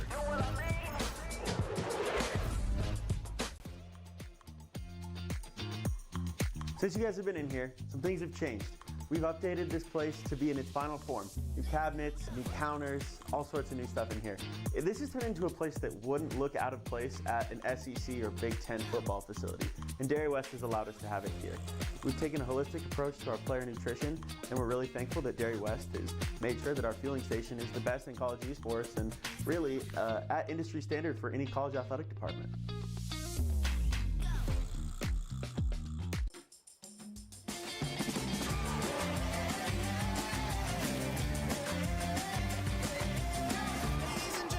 Attention please, about to start the show, better take your seats.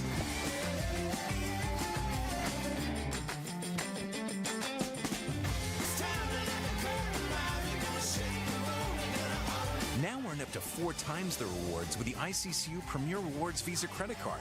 It's the credit card from the credit union you love.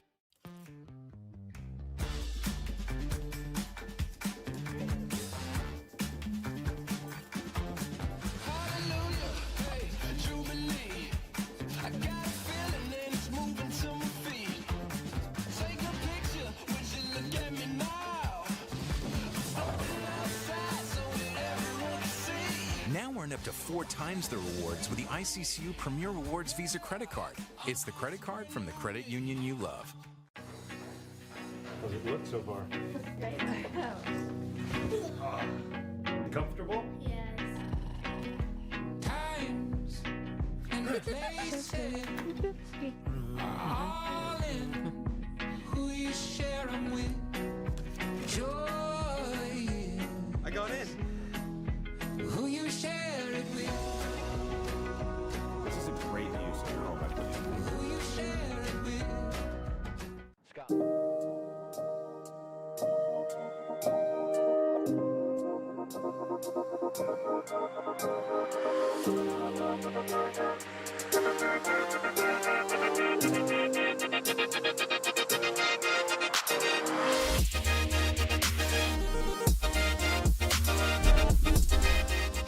Hello and welcome back to the Boise State Esports Arena, where the Broncos find themselves in rare air. Not often do they lose a map, and not often do they lose the first map, but that was an interesting look from Syracuse, 4-13 on Bind, but that's not something we haven't come to expect from them. Yeah, no, I mean, they beat the Ohio State on that map, so it's a bit of a home turf game, perhaps. And as we go into Haven, Syracuse hasn't played it as much. They don't play it as much, really. Like, just looking through their record, it's not something that they tend to go with a ton. And I mean, if you noted looking at the maps, they picked Bind, we picked Haven, so not super surprising to, like, or it wouldn't be super surprising if they don't look quite as comfortable, because we got mentioned to us in the break. They were doing some crazy strats that I haven't really seen before. Like, they came out ready with like a game plan, and they were just kind of able to take that initial momentum. And now I think the important thing, at least to me from my experience playing on the Overwatch team, it's like there's a lot of times where if things don't go your way, it can be difficult to just get that reset. Like, this is a new map, keep talking, keep calming, because that's the way you're going to get back into it. So the mental reset's going to be important here, but at least they get their comfortable side of a comfortable map. Yeah, I think that'll definitely help.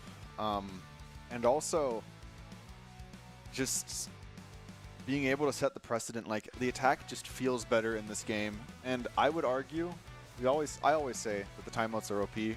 I think they're better for the attacker because the defenders have to react to what your plan is. So the attacker plan matters more. If you're on defense, you call a timeout, you do a crazy play with 3 players pushing, the attacker can just leave. Yeah, it's like, but what? The defense can't like leave. So yeah, I guess to just double down on my point I was saying, like, yeah, like when I'm playing and things aren't going my way, like your initial reaction is you kind of want to not shut up, but it's just harder to keep calm. And when you're having a great time, you never want to stop talking. You want to just joke around, keep making good comms, make plays. You're playing loose, but when things start not going your way, you just need to just center yourself and keep doing what got you here. You can't switch it up now. Yeah, no, the mental reset really is something that you just kind of have to master. And I would say the Broncos kind of know how to do that. They've always been one of the teams to me where I've seen a couple maps like this in my time watching them where I'm like, oh man, going into the next one, like, oh, I wonder if they're going to just keep showing, like, they're just going to keep being a little downtrodden. But no, they pretty much every time they bounce right back. So that's what I've come to expect. But they've got to prove it, of course, on the map. And it's just a strange one, isn't it? Like, Syracuse looks great on Bind. Like, I mean, we had gone and just looked at their record and seen that they love to play it, they love to pick it, but I was even just a bit surprised on just how crazy they looked on it. It was very impressive. Goes to what you're talking about with that coaching, with just the system they have there. And when players like Pretz are shooting like that, it's difficult to win. So now the Broncos have it, like a chance to make it their turn and take it to Abyss if they're able to win this one. But it's going to be a interesting path back. Yeah, and like you were saying, they were shooting like that. Like a lot of the fights, it looked to me like they're just hitting crazy shots, and that's something you can't really account for a lot of the time. It was the movement, I think, to me. At least what I was noticing is it's obviously a little bit more difficult. It's both, of course. We obviously watch our players' perspectives more than their perspectives, but like there would be times like I can think of the round where Skies and I think it was Skelesis were fighting Shower.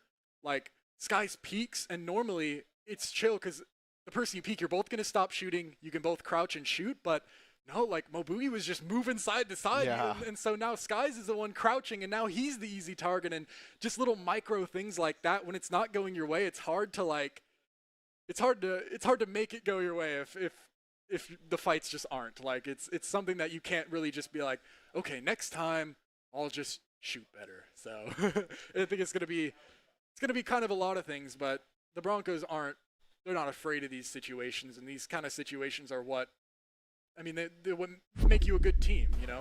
Like, it's good to have some setbacks a little bit, because then it'll make sure that your system is good and you can lock in when you need to do it. But very similar from both teams again. This time it looks like Prestige is in on Killjoy, because it seems like it's either him or Daimyo the one locking it down, and we know that that's kind of what they like to do, is leave the Killjoy alone, play very heavy on the other side, but I think that's going to kind of be... That's a risky strat here. At least they're on attack side first, so might not even be that contentious, but we go on to Haven, a difficult scenario for the Broncos, down 0-1 after a tough map loss on their home turf Bind, but they go on to their second home turf. They've got 2 houses. They've got that much Valorant credits. They're able to buy 2 home turfs. Onto Haven they go. Attack side first. Showed a bit of life on it on Bind, and now they have a chance to keep things moving. I'm going to say it. Pistol rounds, because we've already seen that Syracuse has been coming in with some new pistol round strategies. They know how important it is, so if they can weather the storm, get some things going, and get shooting too. Like, when you get some of that confidence and you feel better about taking those fights, like, the whole playbook opens up. Yeah, and I think it's nice that the Broncos were winning a couple of those attack rounds as well on Bind, because it means even though it's not the same map, they got a little bit acclimated to you know, how Syracuse is going to play defense here before the game started. Ooh, wow, crazy play. Yeah. 3 players up A long fast. Oh, and that man. leaves C pretty open. If they go in, and they do. Smoke comes through. Owen can't really hold that, but what a paranoia. It sets Monster up perfectly for one free kill. Ping, though, not onto Skelesis, able to get one. Down to 18 HP. Plant comes through. Master sticking the spike now. And a 4v4 flank is watched, and this is what you want to see. A good setup. This is going to be difficult to crack into it through the orange. Ooh, with a bad timing. Prestige has a chance, though. Swings out too, and he's here to play. Now in the server, making himself known. 3v2, and it's planted for main. It's going to be so difficult for the orange to get onto this one. App comes through. Swing from Cause. Gets good information, but oh, you're going to have to walk into it. Mobugi's pushing down into a 1v2. Skelesis takes him away, and now Prestige is the one to get it. Broncos getting the pistol round. 3 for Prestige, already making an impact. Something I noticed on that round that kind of gave me a little bit of deja vu to how the Broncos play is those 3 people rushing up and taking that control fast just on A long, and that could be a good thing if the Broncos know the strategy just from playing it. They know the weaknesses, and that's something that well, this might sound funny to say, but like I feel like that's like a round that they lose last game. You know, like the paranoia comes through, and Monster just swings and gets 4 on mine. But now the fact that it didn't, like that, just those little things, it builds up your confidence and makes you just play a bit more loose and play a bit more normal. Because now you see the classic Skies. He picked Duelist, but he's going Sniper, and he's walking up. Here's the drone, and Monster might jump spot this. Does. Makes noise, and now all the players coming over, all rotating, and they're up mid pretty far, but A is open. Prestige is going to see everything. Ooh, what a shot. Good adjustment. And now, I mean, A statistically open, but they do have to worry about one more player mid. But hearing he might walk out too early, Skelesis is ready for it, and Pretz wasn't expecting the late player. Broncos on the site now. Plant comes through, and Skelesis is ready for another. Oh no. I don't know why you would ever think he's there. What a shot onto Mobugi. 2 players left, 2v5. And this looks like a bit of how the Broncos had to play last map. These retakes in almost impossible situations, both players trying to stack up heaven, but how? I mean, how do you even get out here? I think they might just be playing for exits, waiting for a late player to walk up, and Skies might actually give it to them. This could be an interesting play. Yeah, that's what the ping is telling me, is that they're playing No, but they've just locked themselves on the site. The smoke kind of just... Yeah, they're dying to bomb, I think. Gave it away. Not trying to give away any sort of ult orbs here. Oh, Skelesis is running him down, though. Only has has a a sheriff. Why not? Oh, and they line up!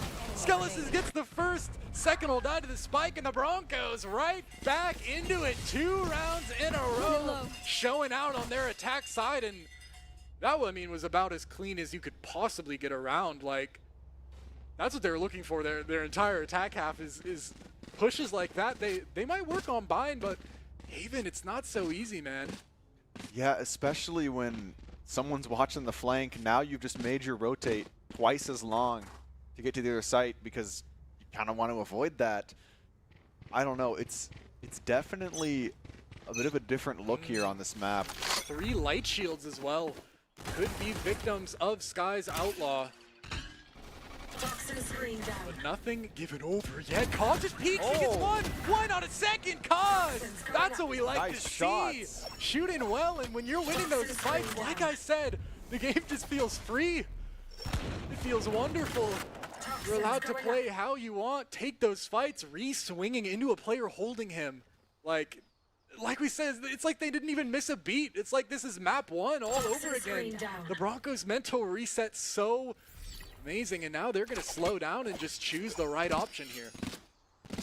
Yeah, just walking up into main, and I think maybe one garage player off that ping. Monster wants to peek. Jump spot. Oh, not quite punished all the way, but he's got to go into the smoke. He tucks. Just about able to get a nice little nano swarm off, but nothing much else. Plant is going to come down. Flank is being watched, and this is, like I was saying, how do you even begin to retake into this one? It's not easy, I'll tell you that. Might not even try if they bought up guns. Yeah, just try and save them for the next round. Looks like that's what they're going to do. Broncos just making sure nothing fishy is foot. And for any player lurking around, ninja defuse on the table, but not today. Killed my Prestige bot. clearing out this flank, and I wouldn't be surprised if they find them in mid here. Yeah, especially with that dart coming out, that Oh, and gives they away know about info. Owen. Prestige could just swing on a prey. He looks like he's so aware. Oh, the first found onto Owen. That's a gun taken out. Pretz has been noted, and now the rest of the Broncos looking to take the weapons out of their hands. Movement by Skelesis. But it's not going to be anything more. Instead, the Broncos winning the bonus round. Getting an ultimate online, too. This is exactly what you want to see if you're a Boise State fan. Yeah, no, this is completely different, like we're saying. This fight is insane. Yes, so re-swinging is just maniac behavior. Yeah, him taking that fight, like I said, it's just proving that last game it's gone. Like we took what we needed to learn, but you know, why would I be hung up over that? I know I can win these fights, and I will. Crazy push coming out of Seamaster's ready though. Ooh, Boogie again. Skelesis holds that though. Trade. It does end up going the way of Syracuse, but Spike hasn't been dropped, so they can pick that up. At least they haven't been stuck into a certain site, and 1 minute and 20 seconds on the clock. They've got so much time to work with and had guns for the most. Actually, didn't Sova live? I think Sova and Killjoy both lived, so they both do have rifles, and Owen able to upgrade as well, but they've made the right decision again. B-side it is, and Monster could be caught out here, has no cover in this angle. He has nowhere to go if they spot him, and it looks like they're looking to isolate that angle. Monster wants to play into it, but it's so sketchy. He knows he can't. Instead, it's Prestige kind of left alone on site, but this is the Prestige I've come to know. They might be left on the site with him. 1 versus 3 for now. If he can get 1 or 2, it's crazy work, but the swing from Pretz, once again, look who it is. Ooh, but through the smoke already, buys Cause so much time. Again, right onto him. Cause just knows the smoke, merely cosmetic for him. 1 player left. Looking to try and put another dark cover up. Owen sticking onto the spike. 4 bullets. Damage so high. Has the spray. Again, Cause, can he find it? He does! Cause clutches the round. The Clutch King. 3 kills to the smoke. He didn't see a single player. He literally didn't see an enemy that round and got 3.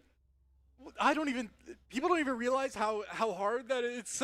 It seems so easy because we can see the players through walls. But like, it's crazy to even do that once. And he did it 3 times in a row. Like, he didn't even look stressed either. Like, wasn't even running up, wasn't rushing his shot, just... Look at the economy now. Wow. The Broncos can lose, what, 3 rounds in a row and still have rifles? That's crazy. Also, because Cause hasn't died yet, so... He's been able to just buy his teammates weapons, and Stomp wants to peek him. Is he ready, though? Stomp got a good timing towards short, and he might not think he's this close. It's the wall back up, and is he ready for the angle? Looking a bit low. This would be a hard flick to make. Up and down is always harder than side to side when you're aiming with a mouse. Cause. Oh, so sketchy. Which way will it go? He's playing so silent. Stomp is waiting for some sort of noise to go off of, but he's not giving anything. Oh, side by side through the wall. Which player's gonna get it? Oh, Skelesis might pay the price. Oh, but he knows. I think he saw his gun. Skelesis is peeking in, sees the shoulder, and takes him down. The tension palpable. I can feel it in the arena, but Stomp finally gets taken down. Pretz, decent damage onto him. But, I mean, Pretz is so dangerous. You can't disrespect them.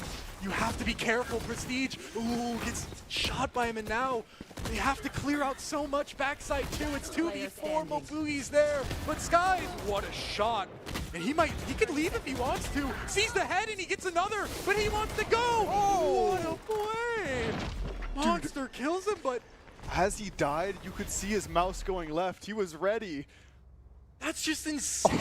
Oh, man. He should never be getting that many kills, but I almost wish he'd just run away. I think he would have won that round if he left. But can't be too disappointed with how things are going so far. No ults even needed to be used for either team, so economy still thoroughly in favor of the Broncos, and Syracuse, they can only buy 2 rifles even though they won that round.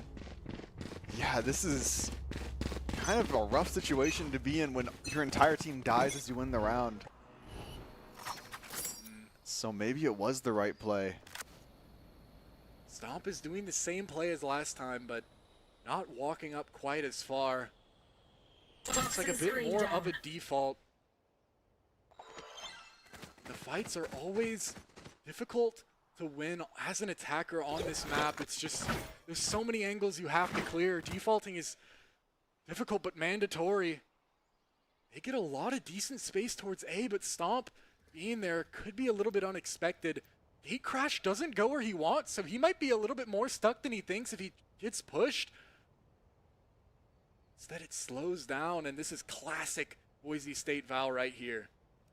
Just creeping up and taking that space. Oh, it's going to be Prestige 1v1ing the short player again. But if he gets the timing perfect, he might just, if he's aware of it, ball drops in the flick. The gun, right hand view model. Stomp gets traded out. Good information, at least, if he's going to fall. As the plant comes through, Hunter's Fury, big damage onto Skelesis, but he's moving, he's dodging, and no one falls to it. Damage slightly found, but still such a difficult site to retake on and master. Aggressive angle, knowing he has the not dead yet. Obugi wants to play into this, but he's never going to expect this player here. Holding it strong, Master gets the first pop. The ultimate Hunter's Fury comes through, trying to block Owen, leads him into his teammate, and one last player, Monster, is alive, but no longer. Cause finds the kill, and 5 now for the Broncos on this attack. Wow. Just a clean conversion of the round there.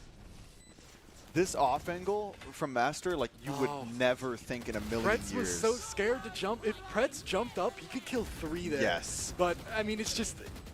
No sane man does that. Yeah, you just don't. You just don't jump up there. So, just well played. Those are the type of risks that you need to take. And they're just doing it so well so far. Only needed to use 2 ults as well. They've got so many left on the board for this round. Looking for that Silver Dart, and nothing has come. Look at this, though.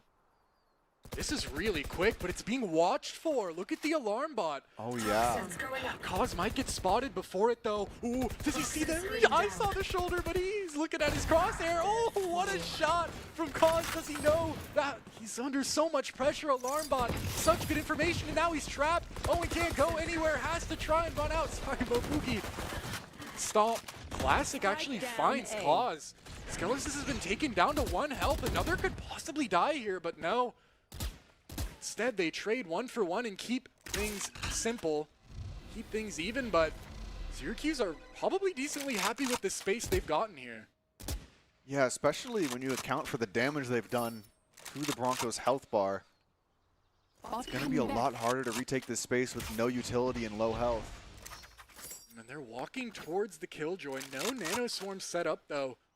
Might actually be all right. Monster holding the most on angles. 30 seconds left. And the lockdown could be used to flush them out. I don't know if they're going to do it. I think seems a little bit like an overspend there. They want to save it. Monster has to leave. Oh, but they're going to use it anyway. They want to win this one, and they're going to go for it. Master hits down Mobugi. That's a really, really important kill. Now 3v4. And all the players that are low health funneling off site. Prestige and Master, an interesting angle. I don't know about this. I feel like Master could get body blocked if he gets swung, but I do like them playing together. It shows that they have a plan. Backside Sky still stands. Recon Bolt used. Overdrive used just to make him think about it a little more. And he sees Owen's arm the first. And the crossfire is too powerful. Skies 2 on the board now. And 6 straight, or not straight rounds, but 6 rounds for the Broncos. 2 straight. 2 straight, 6 total. And a timeout coming through from, I believe, Syracuse. This, once again, like, I think that this game is almost like a psychological case study to me of, like, just what happens to you when you start losing a couple rounds in a row. Like, not clearing close right there from Syracuse, like, everybody clears close right there. Like, that's just an angle you clear, you know, and, like, I think part of the reason why they didn't is just when you start to, like, you just get in your head a little. You're not calming as well. And so I'm not surprised to see the timeout come through. But I think it's funny just the comparison how both of these teams deal with kind of losing a few rounds in a row. And you kind of see a lot of similar stuff because now the Broncos laughing, having a good time here. Like, vibes are high once again, and that's a bad sign for the Orange, as this round is looking like kind of the inverse of what happened last round or last match. Yeah, it really is interesting how just a couple rounds can kind of forecast how the game's going to go. I think it's just because both teams know that this game is going to be a close one, so every round that you lose feels all the more frustrating. I think the name of the game to me, if I'm Boise State, is just get 2 or 3 of those 4 ultimates out this round, win or loss, and it might as well be a win. Got so much and such strong ones. Dimensional Drift, Overdrive, and Lockdown.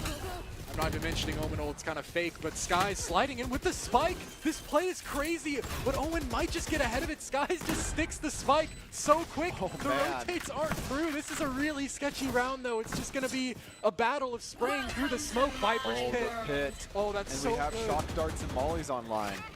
But no one can play through it. Lockdown comes through, but I mean, so what? Makes Cause leave his smoke, but if he re-ups it right now, it doesn't really matter. 4 seconds, he gets the snake bite down. Mobugi almost dies straight away. Pretz, how is he even alive? Almost sprayed through the smoke, but instead, Cause gets it through the wall. So many smokes on the spike. Owen, the first one up to try and stick, but again, Cause knows right where it is. Only one player left. It's Mobugi trying to do anything he can, but the firing squad has taken him down. Cause, once again, the Grim Reaper of B-Site. 3 kills and 7 rounds for the Broncos. And that reminded me of a couple of years ago in Pro Play. Remember when they had to remove pinging in the game? Yeah. Because people would just do this strategy. And it still works to a degree. That's so interesting too, because he planted so safe as well that it's interesting that I guess he didn't that Owen, when defusing, didn't like try and tuck as hard as he could into the corner. It seemed like he might have had an opportunity there, but instead the Broncos play works off the timeout as well, which is so important. And Boogie, oh, the timing though! No! Oh no! Boogie gets it. About what you'd expect. Cause was still there, but with the timing that good, sometimes fate just wants you to get the kill. Stomp traded out about half health. There's 3 players here. Surely the Broncos starting to wisen up to the possibility of the stack being here. Ooh, Skies maybe looking at the map. But he was ready for the jump spot. Information traded from both sides. It's probably a bit better for the Orange, as well as that. They know 2 are still here, and the rotate's starting to come through. Mabugi wants to peek and hold on. Master, be careful. It's out in time, but Skies might not be so lucky. He's going to run into everybody looking at him. How did he get out? And look, he's playing for this rifle still. Oh, wow. He knows they want to get it. Is he going to stay, though, for Pretz? I think he will. And what a kill. Paranoia comes out backside. Monster is really far out. If Master swings this, it could be bad news. Smoke going to drop in a second. Monster has an angle, though, on the box. Traded quickly. Help you stomp the last one, and they all line up, and they all fall down. Clean anti-retake, not letting those sheriffs sing. Broncos now, I mean, 4 rounds, lost 1, 4 rounds. Streaky, but dominant here. And I think playing for that rifle was such a smart play. Skelesis one-tap Mobugi with overdrive. That is crazy. That could have been terrible because Master was trapped in that corner. Yeah, so the overdrive could have done some serious work there. And look, the op coming out again. Yeah, operator's going to be difficult, especially through mid. It's scary, but they're not even going to peek it. Pretz instead, the one swinging through the wall, and it's just a free kill. We'll take that in A-site. And a free site as well. Ah, but do they know? Because A's been the stack, and they're already here. I mean, it's not free anymore. But if a player leaves, they have to come from somewhere. That somewhere is B and C site. Only one player stacked each C. Has to be watched, both garage and C site proper. The responsibility of Monster right now, and that's a lot to look for. Owl Drone's gonna note him as well, and Skies just wants to fight. In he goes, fast lane up. Dodges the alarm bot even, so he's not healed. It's just a fake though. The whole time it's just a fake to draw players while the rest. And it worked magnificently. Oh, but they read it. They read the fake, and they're coming back. Oh, what? Ah, what but is going on? I think he's still gotta go though. The Broncos They're a little bit of ahead here, so running yeah. out of time. Snakebite's gonna be perfect. It's gonna cut off the rest of the team from the peak, but Stomp is out. This is scary. Blind catches on the Cosmo Boogie, taking down Stomp. Trey, ooh, what a shot from Owen, 3v3. This is scary. They're still up backside. Smoke down and be careful the off. It shoots, and Owen taking an angle. Careful, Master. Oh no, Owen blindsides him, and now a 2v3 as they scramble to get anywhere else they possibly can. Can they make it to C? I think they can, unless if they use that fake ultimate known as Omen here. That would even, just scare him off. I don't know though. Time's so low. Can he make it? Prestige is running, gets the spike plant down, and I really love this from Skelesis. He can get so far here, and he is alone for the time being, but they group up.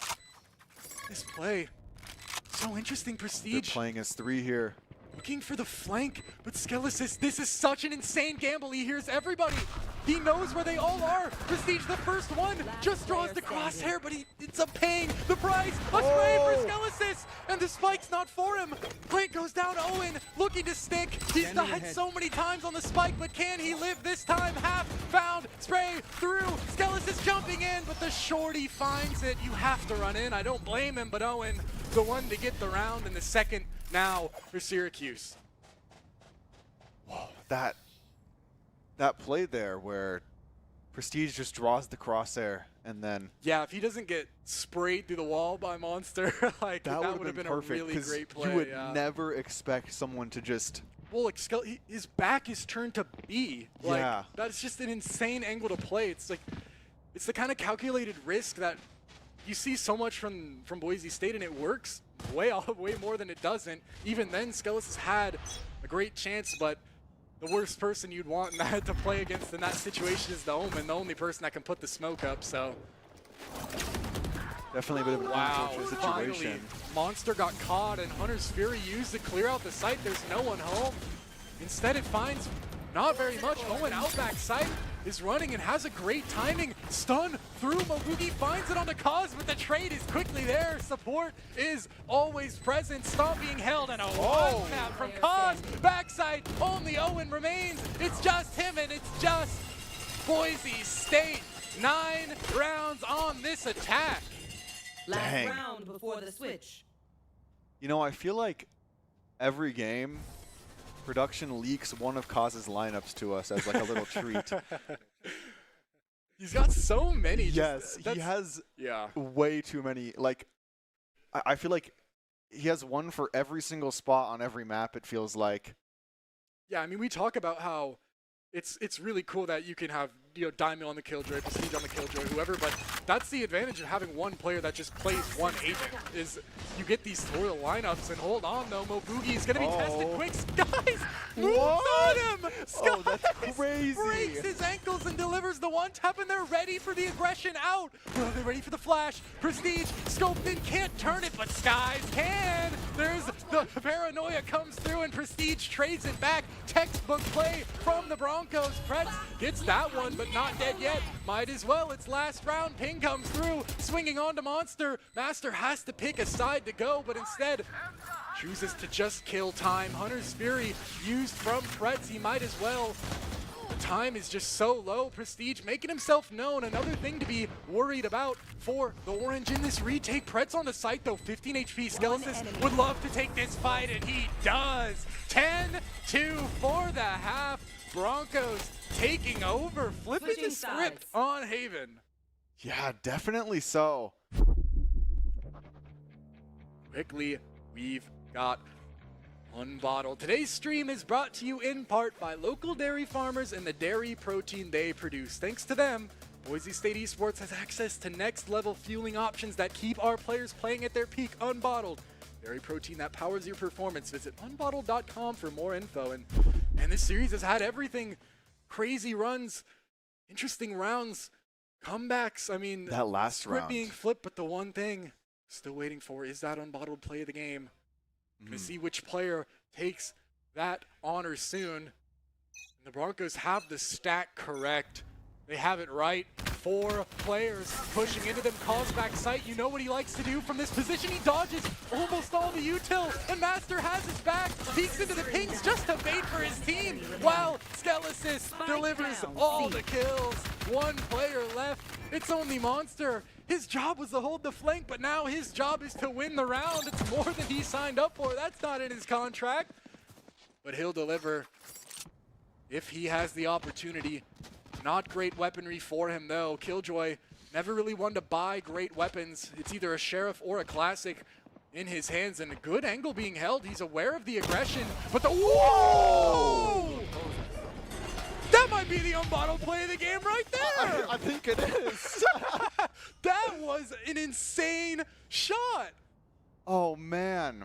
That was your unbottled play of the game, presented by local dairy farm families. Perform, refuel, recover, repeat.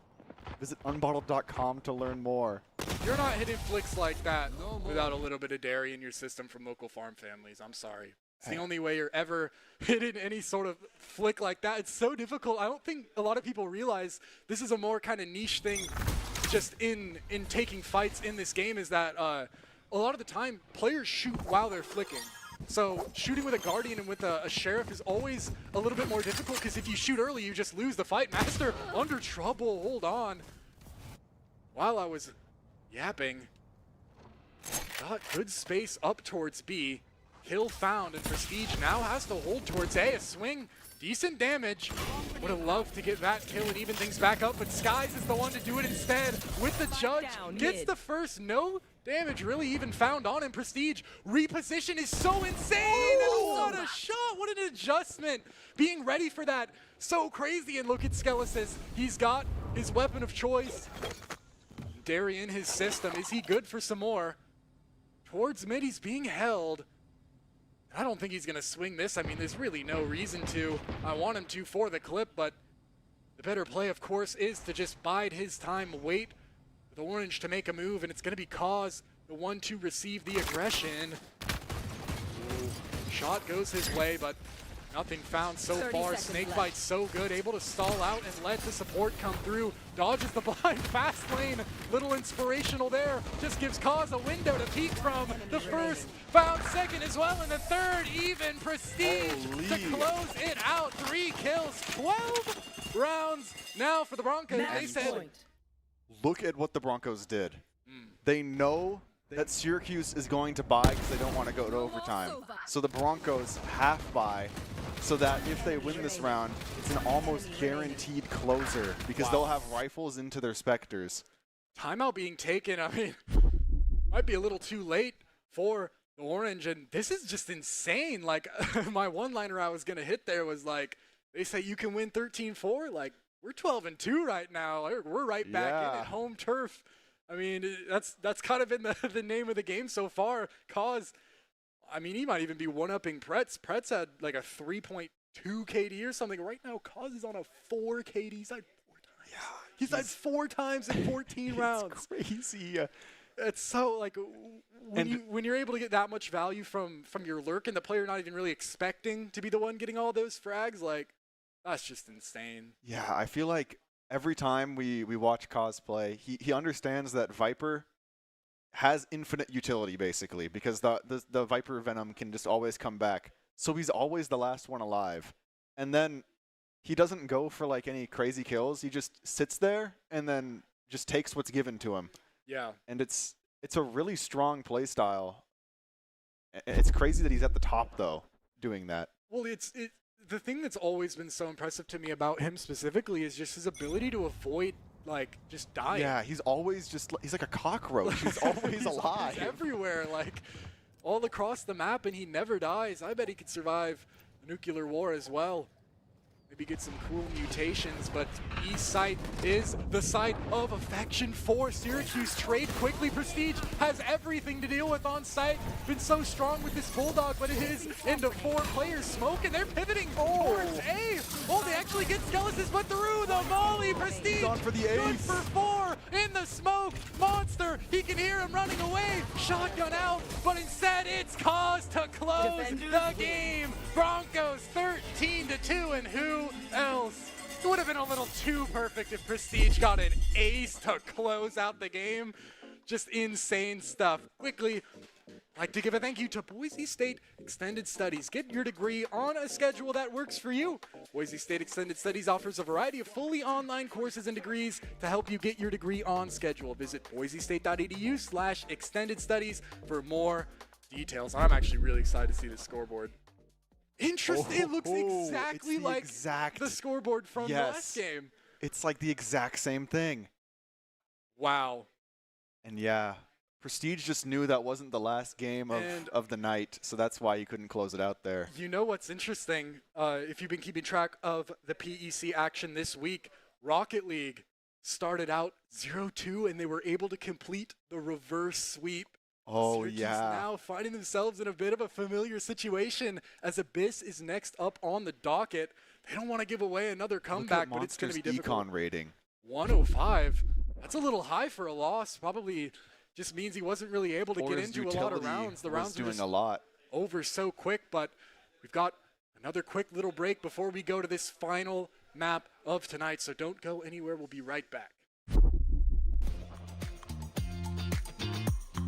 Since you guys have been in here, some things have changed. We've updated this place to be in its final form. New cabinets, new counters, all sorts of new stuff in here. This has turned into a place that wouldn't look out of place at an SEC or Big Ten football facility, and Dairy West has allowed us to have it here. We've taken a holistic approach to our player nutrition, and we're really thankful that Dairy West has made sure that our fueling station is the best in college esports and really at industry standard for any college athletic department. Scott Matlock, underrated recruit, has built himself into one of the best defensive players in the Mountain West. What would you do if you couldn't fail? Would you see every setback as a catalyst to keep going? This is the innovator's mindset, because innovation demands daring.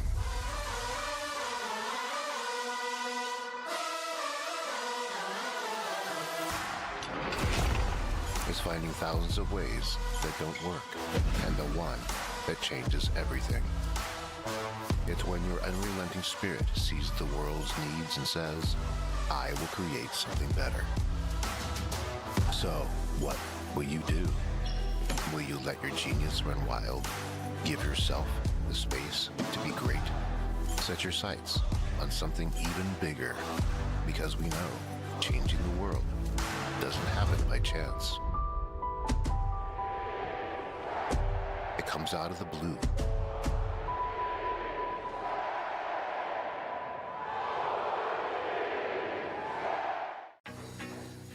How's it look so far? Great. Comfortable? Yes.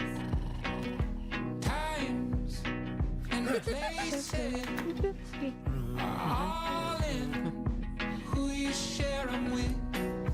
Joy, I got in. who you share it with. This is a great use of your robot. Who you share it with.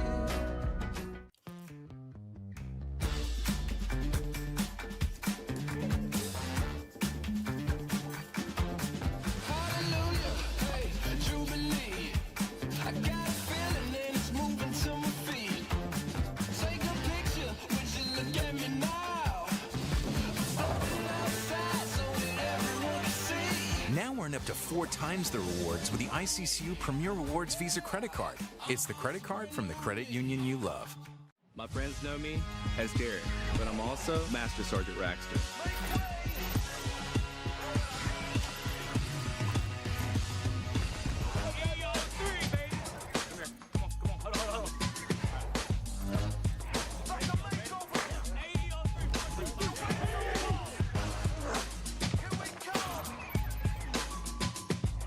This is my life in the Air National Guard.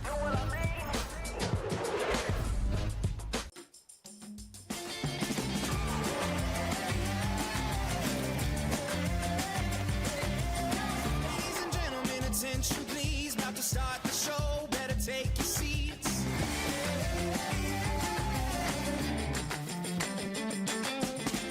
It's time to let the curtain out. You're gonna shake the room, you're gonna Now earn up up to 4 times the rewards with the ICCU Premier Rewards Visa credit card. It's the credit card from the credit union you love.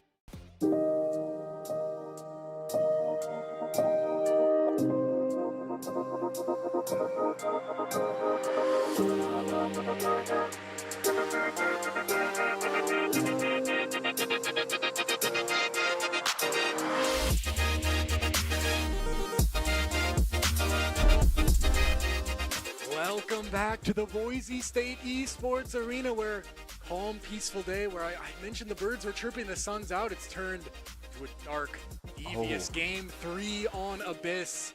Sketchy situation for both teams because both map wins so incredibly convincing. 13-4 for the Orange on Bind.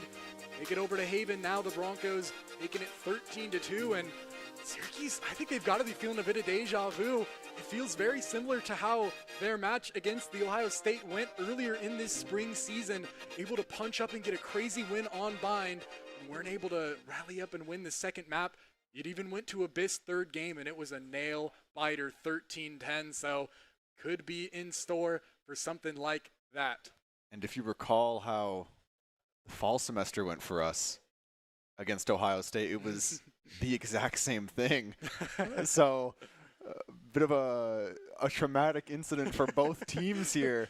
Map 3 Abyss, you never know. You never know what's going to happen. And it's interesting, I almost think like that first map was maybe just like a bit of cold water to the face for the Broncos, because obviously we think a lot about just that final map or that final matchup, which we expect to be the thing that determines that 1 seed against us and the Buckeyes. But when you're looking forward, you can miss things at your feet. You know, if you always look at the sky, you might step on some gum while you're walking down the street. So you always just want to make sure what's in front of you is taken care of as we go on to Abyss. And we are immediately in the map here. Abyss used to be the Broncos' favorite map, and then they fell a little bit out of love after they reworked it.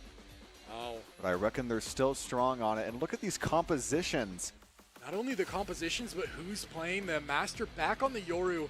I love it. It's been a while. It seems like he's only played so much Clove for so long, but now finally I get to see my favorite character again in Prestige. Is the one playing Chamber? Interesting. Most of the time I think it normally is Daimyo or Skies, but he's in and he's ready to play. He can play anything, and he's down to prove it. Very, very similar compositions for both teams as we get into map 3 for all the marbles. Will it be another blowout win, or will this one go down to the wire? There's one way to find out, and that's by playing out these rounds. Momentum thoroughly on the side of the Broncos, but you know how fast that can turn on a dime. Yeah, we got to see exactly how this plays out. And you said similar, but aren't they the exact same comp? Yeah, I think so. I mean, it was what? Like Yoru, Astra, Sova. I guess there we go. They are the same. Yep.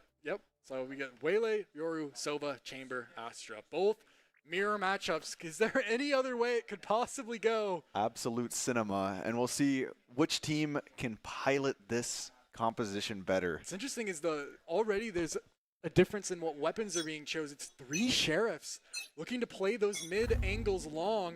And I mean, the Headhunter practically counts for one as it is. An early fight. Skies gets out in time, and Master is shooting already. Skelesis takes that one, and this round might already pretty much be over.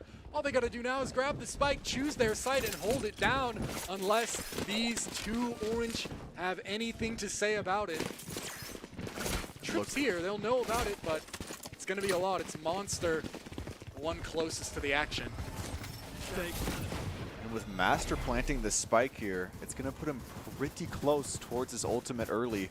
Something that the Broncos can possibly play for as he chooses to plant default here. Monster's in fast though through the smoke. They might not expect him up, and they don't. Gets the first shot from Master. Peeking with 13 health, no fear. He wants those orbs, and he's going to earn them if he can. Owen finally shuts him down, but there's still more players to deal with. Hold on. With that kill, things get a bit dicey now. Spike is down, but don't want to give anything you don't have to. Play your range. The smoke for Owen could make it a spray through the smoke.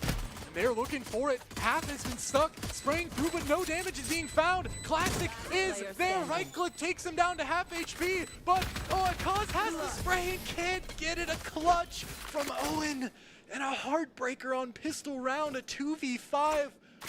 They snuck it through the smoke. It had worked so many times for them, but it's just a different kind of beast with a ghost instead of a vandal.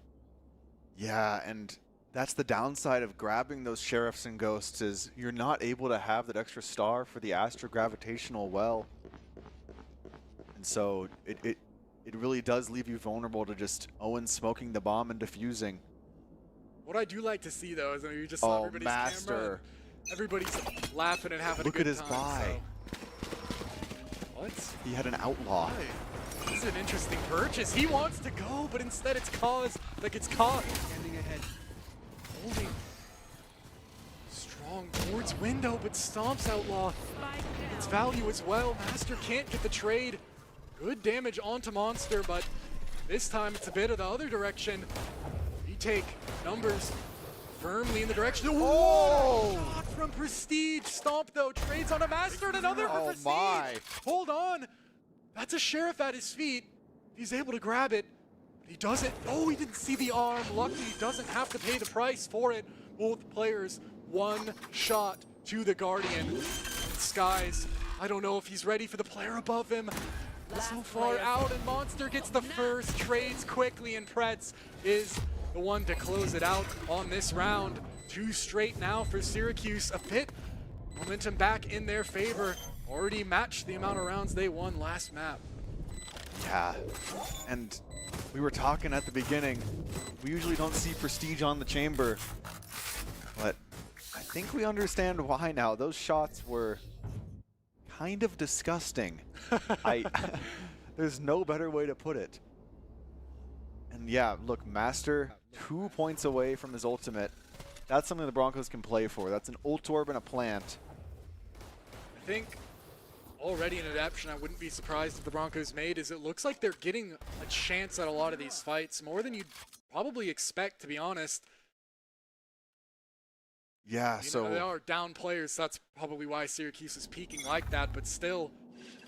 Food for thought for sure. Dart already used. Oh, but Master taken down to 10 HP. Swinging with the Stinger, just getting some info. I think he wants to go. It's Skies to back him up as well. Stomp has an outlaw, able to gate crash on out of there.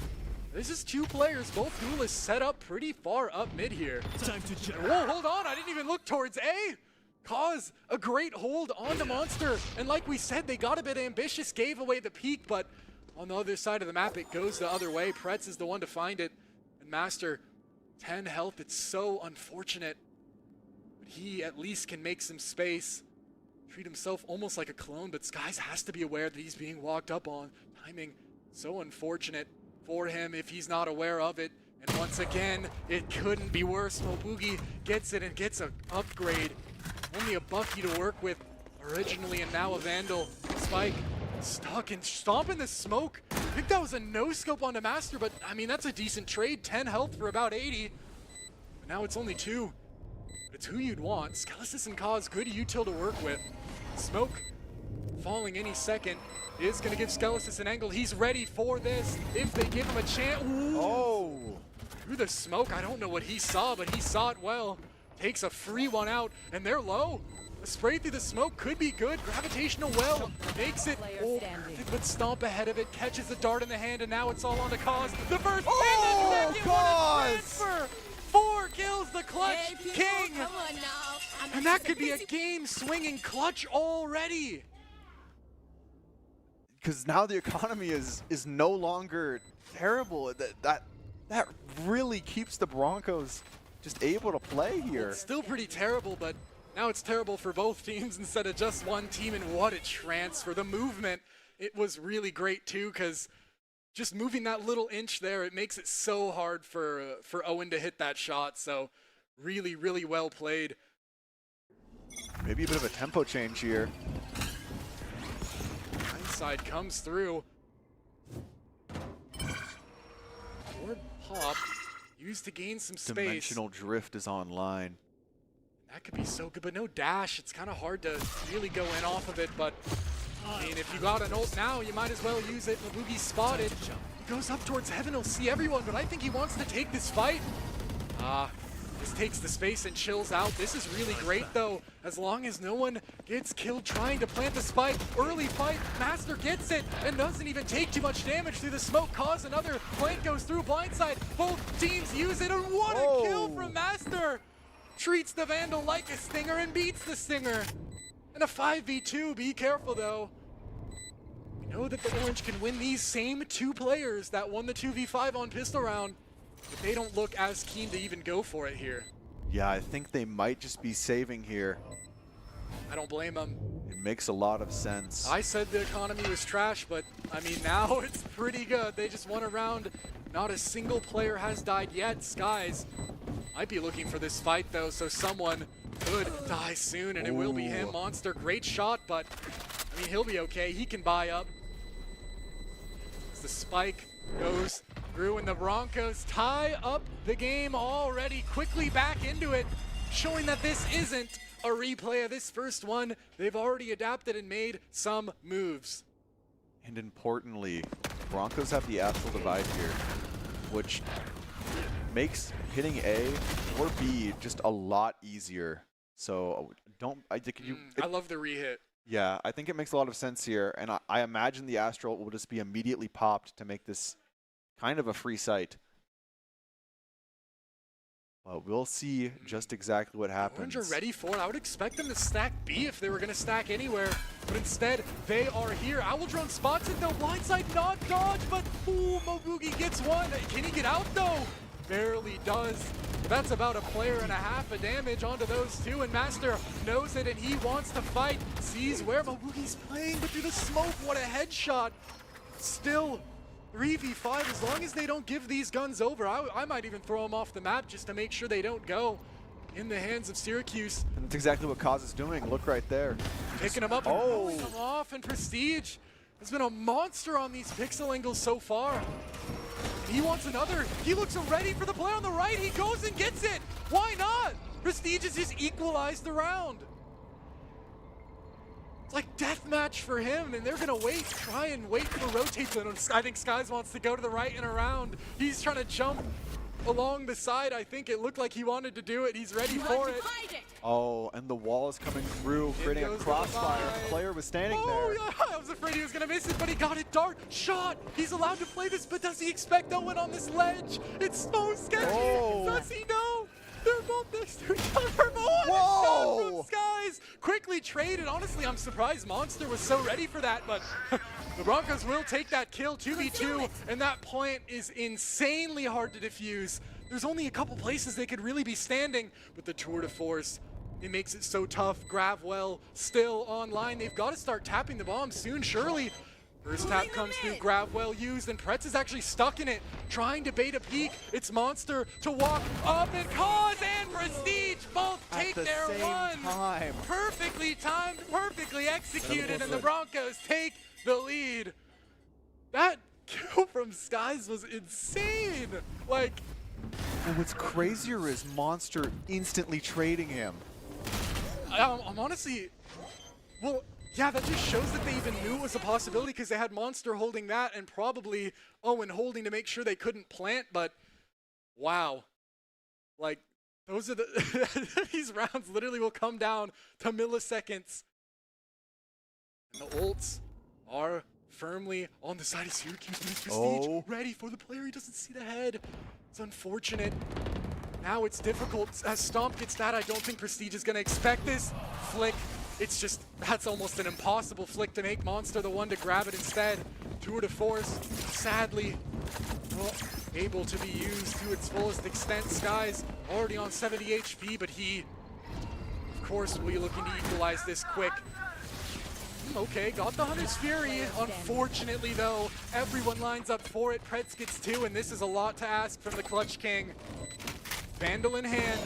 Ready for the first, doesn't let his crosshair get drawn. What a play, taps for the second. He's so ready, wide swing, great movement, 5 health, tap comes through, and he gets the Gravwell off. He finds time to use Util in the clutch, and Mobugi gets the timing on him just before he could walk forward. A great try. The Orange equalize. I mean, he had me thinking that the round was extremely winnable there, even though it was a 1 versus 4. And that's, I mean, that's a lot of... That was, I mean, played that round. I don't think you could have a You computer can't really play that no, round better. That was exactly what you should have done. Even like, I would, finding time to get a grab well off while it's a 1v2 and they're sticking spike, that's just insane. And that shows his comfort not only on Viper, but also on the Astras. He's 9-2 still. The rounds are even, so I want to get a few more here on attack. Back soon. It looks like it's a similar idea to those earlier rounds here. They ready from a booth. He's been holding this angle. Clone gets it out early. Recon dart as well. Pings him, and they're going to be able to get onto site pretty much for free. Skies in far. They've noted the stomp, but they just get the spike down. Ooh, convergent pass comes through. Master's in a bad spot. Can he get anything? Actually gets the info. Gate crashes out. Skelisys, Hunter's Fury of his own, gets some value, but all the players have been forced back main. Blindside dodge, and they all line up. Hold on. They all line up with threats. Gets the kills. Cause in the line, no! Cause. 3 for Cause. Hindered for now, but it's only a 1v1, and he wants the fight! Cause! I can't believe it! Doing it! A clutch! 4 kills again! I mean, he wants to win so bad! Does that say 13-2? In 7 rounds! Oh, man! He's got another ult. It's just a clinic from the Clutch King. Look at the all headshots, of course. I mean, what else would you come to expect? And look at it. He's just ready for it every time. That's what happened. I mean, if you're always the last alive, always in those spots, I don't even feel nervous anymore. It's just business as usual. And the thing about having him always there is he gets better at it every time. Oh, this could be a crazy fight down mid. Skelisys is taking over, though. He just gets 3. Why not? It should have been a 3v3. It could have been a 1v3. Skelisys takes down everyone. This looks exactly like Pistol Round. You've just got to make sure not to give anything away. They've learned their lesson since then. Seems like a lifetime has passed. Now they groove up towards B, ready to take this fight. Monster wants to swing, wants to peek, but they know if he walks out here, he's going to be quickly dealt with, and maybe even before he gets a chance to peek. Skelisys still flanking, still ready for Owen. Holding, but the timing's going to be really weird. Instead, he might get both. Why not the first? An ace for Skelisys potentially on the board if he's ready for the last player. Owen doesn't really want to give it to him. He's just hiding in spawn. He knows. Whoa, he's been hindered. Skies trying to get the info. Master is going to be the one to get it. Jumping around, drawing the crosshair, and off the map. Jumps off the map, denying the ace. I honestly respect it, but a round for the Broncos. Skelisys, it's his turn. 4 for Cause. Why not 4 for the IGL? And that reminds me a bit of, you know how after they blow the whistle and like in basketball when the play's dead, people just shoot just to see it go through. Like, and then sometimes if someone's really tall, they'll like block it. Like, I'm not gonna let you see the ball go through. That's like what I'm not gonna let you get the ace. I'm not gonna let you get the pleasure of it. But I mean, they get the round win, and sure, that's pleasure enough. 2-round lead on attack is nothing to really scoff at on a map like Abyss. To be so flippy on attack. They're holding strong, and Cause is ready. What a shot! I mean, that's insane. He's even able to get 1 there. To get out quickly, and that's the smokes, though, off the table. Trade, I think the Orange will be happy with, even though 1-for-1s are normally not as great for the defenders. Oh, and this angle's crazy by Monster. Oh, man. I don't know if you would expect this. It would be an insane flick, but it is Skies. And he has backup in a second. Might not have to do it with no util. Monster's playing this really well. Hearing the info, he has the upper hand, but Skies doesn't even test it. Instead, just baits out the smokes. That's 2 stars used, and he'll be okay with that. Didn't even have to use anything except his feet. Stomps around, makes some noise, and now A side is open. Yeah, and look at how far up we are. Yeah, I mean, Skelisys could push into spawn, and I don't think they would expect it. I mean, he's so far up. Pretz, yeah, I mean, you would just never expect that angle in a million years. Skelisys finally getting this we like to see from him. IGL, 3000 Valorant IQ, always seems to know what's going on. Dimensional Drift used. Actually a bit surprising. Syracuse want to win this round. They're only down 1, and that's 3 players noted. 4 now. They know where everyone is, but they're ready for the fight regardless. Stomp gets 1, but I mean, what more can you do? Monster still alive in spawn, but Spike has been planted this whole time. Saturate definitely lands, and Skelesis cleans it up. It's his turn now to get really rolling in this one, and the Broncos 3 ahead. And they just keep going into this mid push, so aggressive. And then, I don't know, the round just seems so, like, almost easy to play because they're just up a player every time. And now, 14 and 3 is just insane. He yes, causes only that died is on absurd. rounds where Boise State is lost, I think. So. Yeah, the only rounds they've lost are the ones where he couldn't clutch. I mean, the odds of him clutching are a lot higher than probably expect from anyone else. A bit more of a traditional look towards B. Hold on, look how far Pretz is up. Man, I mean, this is really ambitious from him, and Prestige looked aware of it for a second, but actually barely able to live. Instead, it's Cause has his back, uses the trademark and gets the op out, and he's ready for another push. He's aware that potentially there could be another down here, but Stomp has already got the timing and already got the first traded out quick, but another trade back. Oh, Prestige getting that is so important. And the fact that it's 3v3, so him getting that means he knows he has a window mid, but the timing could not be worse. Oh no, behind him. I don't think he would know about this. I mean, oh, actually, he sees the barrel, turns around, and I think he knows that he's the one being watched. Monster. Ooh, hold on. 2 great kills, and this is what we said earlier. The only rounds the Broncos have lost are rounds where this man couldn't clutch. In a 1v1, that's easier than what they mostly make him do. 1v1s can be a bit more dubious than you would expect. Yeah, a bit of mental warfare happens during the 1v1 as you try and figure out what's going on. But right now, neither player has any information on the other.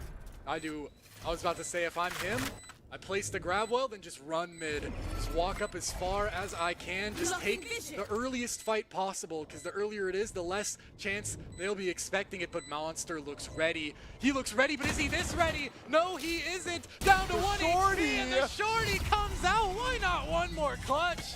I used to keep count, but it's just too difficult at this point. Cause 16 kills, and why not? I mean, just taking over the game, and I feel good that he did what I said I would do, and he won. Because if he got one tap there, I would have felt pretty bad. Of course, Cause is good for it. And he's really just, this is his, has he used 2 Cosmic Divides, or is this his 3rd? I think this is his 2nd one. He hasn't used it yet, even though he's had it since since they're round going 5. A normally is a pretty big tell of the wall because it's just better on A. Yeah, it's very strong, and Syracuse also hasn't had the chance to use theirs, and that can win you around. There's one guy there. It's only Monster.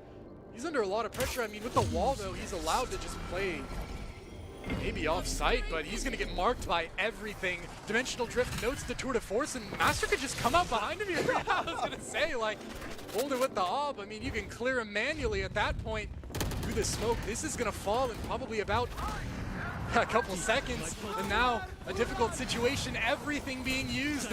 Colors light up the screen. Sky's got hawked down by that. That was impressive, even through the dash. But the blind side, dangerous. Monster didn't get hit by it. A 3v5, and these rounds are sketchy. Cause taking a forward position. He's done playing main. He wants the kills faster, and he is ready. Spots the arm, gives himself a smoke, but it's just unfortunate timing. Prestige, probably smart to just save the operator here and let the retake go in the favor of Syracuse. 4 rounds for them, as this looks to be the closest half we've had so far today. And that's kind of what I was trying to get at there, where the Astral Divide, if you're on the defender side, is really strong. It forces the attackers to play up, aggressive, and take kind of dumb-looking fights, but it's either you take those fights or you lose because you're staring at a purple wall while the bomb gets defused. I almost think, like, I've always felt in my heart that, like, 5v5 retakes don't get as much credit as they do, of just, like, I think it's really good for the defense to get in a 5v5 retake. And like a lot of the time, Faster Wall will almost like make them do that, even if they don't want to. They're like, fine, I guess we'll 5v5 retake. And a lot of the times that can backfire. But the mid push coming through, we've seen it a few times so far. It's worked most of the time, but Pretz looks like he wants to try and get something from it. But instead, Stahl has to pay the price. What a play from Skies. Just jumps straight out, and I mean, he knows where everyone is now. Shoulder check. What a great peek. He's able to get now towards mid and picks up the op. He hasn't used it all day. He's practically twitching. It's his favorite gun, and you're about to see why, maybe. Hold on. Maybe he's a little rusty. He has another chance. Prestige, operator of his own, gets the first. Pretz wants to try and fight Skies. He knows he's still towards mid, but I mean, they just played this round perfectly. They're able to now get on to B with 5 players remaining. And 2 operators to watch the spike. Oh, Pretz wants to get ahead of it. Through the smoke, he walks right into the crosshairs of Skelesis. Nothing to be found there, a bit ahead of the rest of the team, and it only gets worse for Syracuse. Util back online. Skelesis has another dart. We'll let it fly in any second. But the longer he holds it, the more value it has, and walking out now, looking on to Master. They're trying to make a play, but the saturate is perfect, and so is the aim of Master. Flawless round. The Broncos 8-4 on the half. It Switching is, sides. as we said, the closest half we've had this far, but not by a lot. Only 1 round difference. And really quickly, if you want to keep up with our Boise State Valorant team, you can do that via our social media. Go ahead and scan that QR code or follow us on Instagram and X at Boise State Val. Post highlights, schedules, updates, and content of the team. There's lots of fun stuff on there. Lots of it is also ran by the players themselves, so that is Boise State Val on Instagram and X. Yeah, and there's been so many clutches and clips here. I'm sure you'll find a lot of cool things there in a couple days. Yeah, they're really great at that. Like, I mean, if you haven't gone on there yet, I'm not just saying just say it because they put the graphic up. Like, it's really actually cool. Like, lots of work go into the content for everything here, and this is scary. I think Skies realizes something is afoot, and Prestige takes down 1 mid trade though onto Skies. But they didn't bring the spike. They're gonna have to wait unless the plan was to slow it down all along. Back they go towards spawn. The rotate has come through, but Broncos certainly going to realize in a minute that there's nothing there, and Kaz has never moved. He hasn't budged off of his spot, and the longer he stays here, the more valuable the position gets, just like Prestige is down mid. Headhunter on round 1 can sing.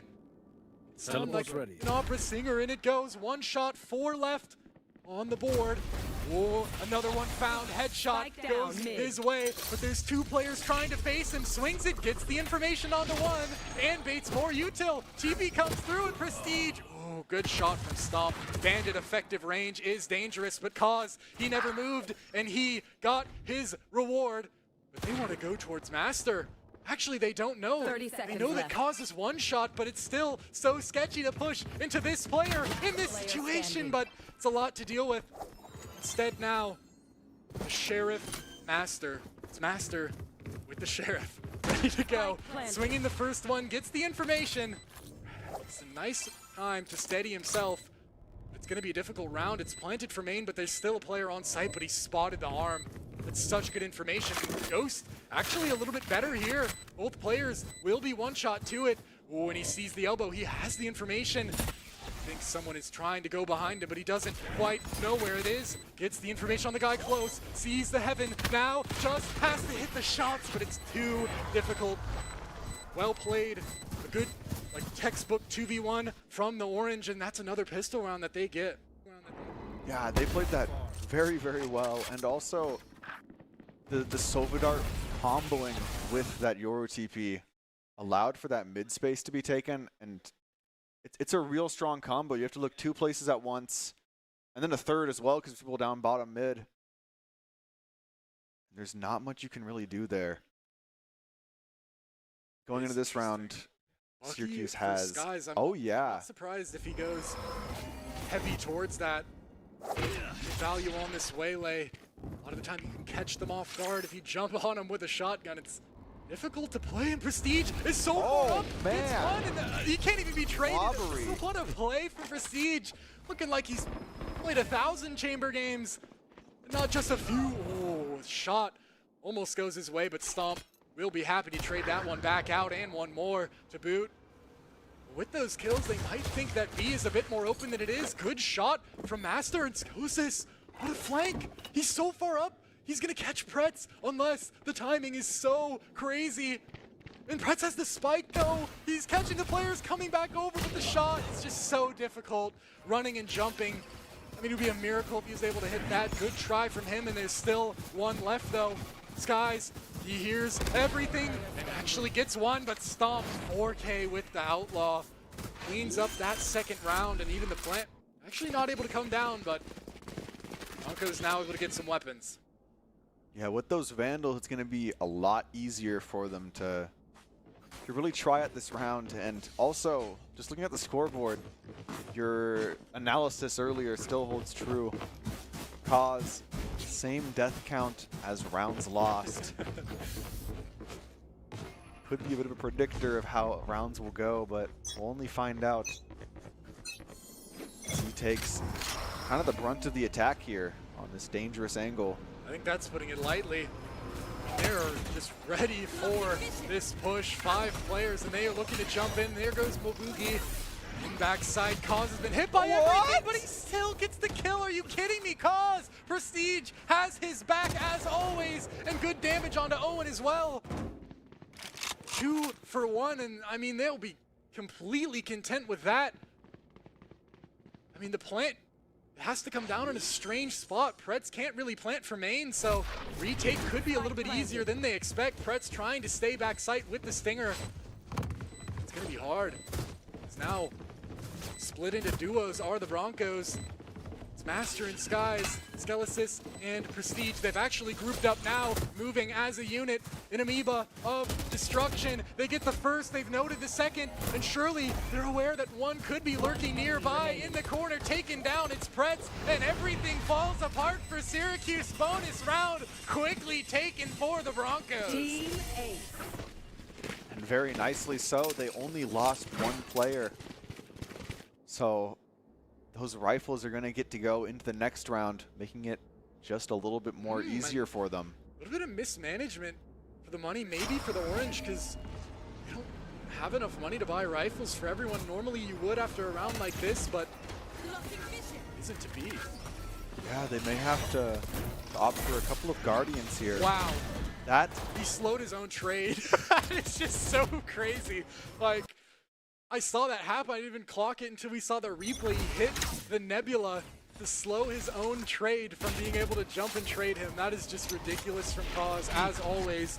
And it's the same 2 players against the same stack. In goes Mabugi. Ping onto Master. He's under so much pressure. Gate crash saves his life. That's the Yoru difference. And now the players are here. The players are ready. Cause as a Guardian, and he's making it sing. Backside. Ooh, but the jump does so much damage. Pretz, well played with the right click, but it still settles down to a 2v2, and Plant hasn't come through. Skies dashes on. Oh, it's just a little sketchy. Thought someone would be close, but now the information is there for Master to play in, but timing from Pretz really, really well played, and they didn't even have to plant the spike. It's a little ambitious from the Broncos, doesn't pay off this time, but those are the kind of risks that you always see them taking, and works out more than it doesn't. Yeah, now Syracuse is forced to play on site because Cause has his ultimate up. Just existing in the round creates that much of pressure. And I would imagine he probably doesn't play that risky angle anymore. Look at his gamble though. Not playing anyone really on side A, and if you look at those pings, I'm guessing that's where Stomp is pinging that he's gonna run with his ult. As he uses it. Tour de Force used from Master as well, can probably lock down mid pretty well here, but A side has been given, and if Skies gets noted, this could be dangerous for him instead. He has a timing. Oh, Stomp is just fast. Really well played by Skies, but the smoke actually backfires. Mabugi spotted. His head isn't able to see anything, and oh, they could kill Owen right now, but they're a little bit afraid to. Instead, Skelesis getting a little bit of damage as he waits for the rest of his team to group up. 1 player kind of trapped in this corner. This could be a dangerous crossfire here. Two players standing strong, and it's Owen and Stomp, and they've got value. And another as well. Only one player left. At least they get the Hunter's Fury on the way out, but Skelesis has a lot to deal with. 14 health, trying to find anyone playing up into him. Dodges the dart. 4 bullets in his gun, and actually a chance on the Pretz. I don't know if Pretz saw him. Bucky out. A chance on the first. Is he ready for the second, though? He could be literally anywhere, and the grab well makes it so difficult. Pulled off the stick, but Owen has to swing, and what a shot. No time, though. Skelesis, unfortunate. What an effort, but it's going to be Syracuse's round. Yeah, really just a matter of time running out there. What is up with Skelesis and the Sheriff today? I don't this guy know. is just hitting the most insane shots I've ever seen, but that's really good. That was their save round, and he was able to take down everyone, so it makes money kind of equal for both teams.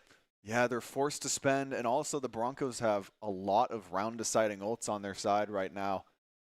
So that's something to look forward to here, is the colors flashing on your screen. Cosmic Divide, Hunter's Fury, that's a lot of colors. Oh, they're using it. They're comboing. Oh my goodness, Hunter's Fury down main with the convergent pass. It hits so many, and Mobugi is claimed from it. 2 ults for 1 kill, but I think Broncos will take that any day of the week, as long as they make sure not to give up one of their own down mid, because it looks like that's where the pivot is going. Yeah, and I mean, it's a lot harder to play when you're down a player. And that was Waylay with Ultimate online. So that's just kind of the tip of the spear. Dold or the Orange as they pivot towards B, but no one has rotated. I mean, it's still Master and Cause, and Master doing a bit of a Skies impression corner with the Judge. He is ready. Information comes through, and so is Cause. Recon shot out instantly. Ultimate comes through, but they're ahead of it. They're ready to play into this one. The first found for Master, and a trade from Cause. It's perfect. Perfectly played, perfectly set up, and they all fall down. Only 1 mid, it's Monster. And Skelesis, what a peak. I mean, that's textbook. Boise State getting a round back, and now only 3 off the series win. And those ultimates were very smart to use on that round, because getting that round decides the next one. The economy was so volatile for both teams.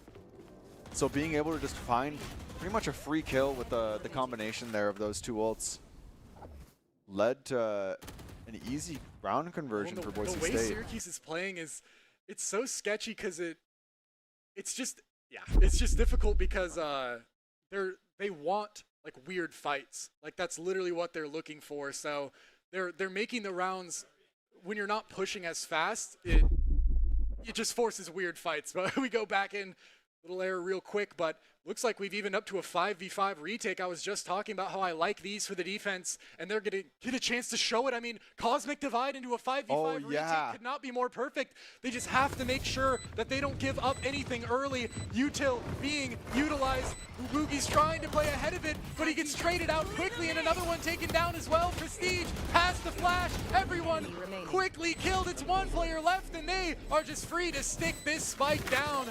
I mean, the grab well is going to come through for Owen, who jumps across, but Skelesis finds the kill. 3 for him this round in a perfect retake. The Broncos, they take the ults, they take the round, they take the money.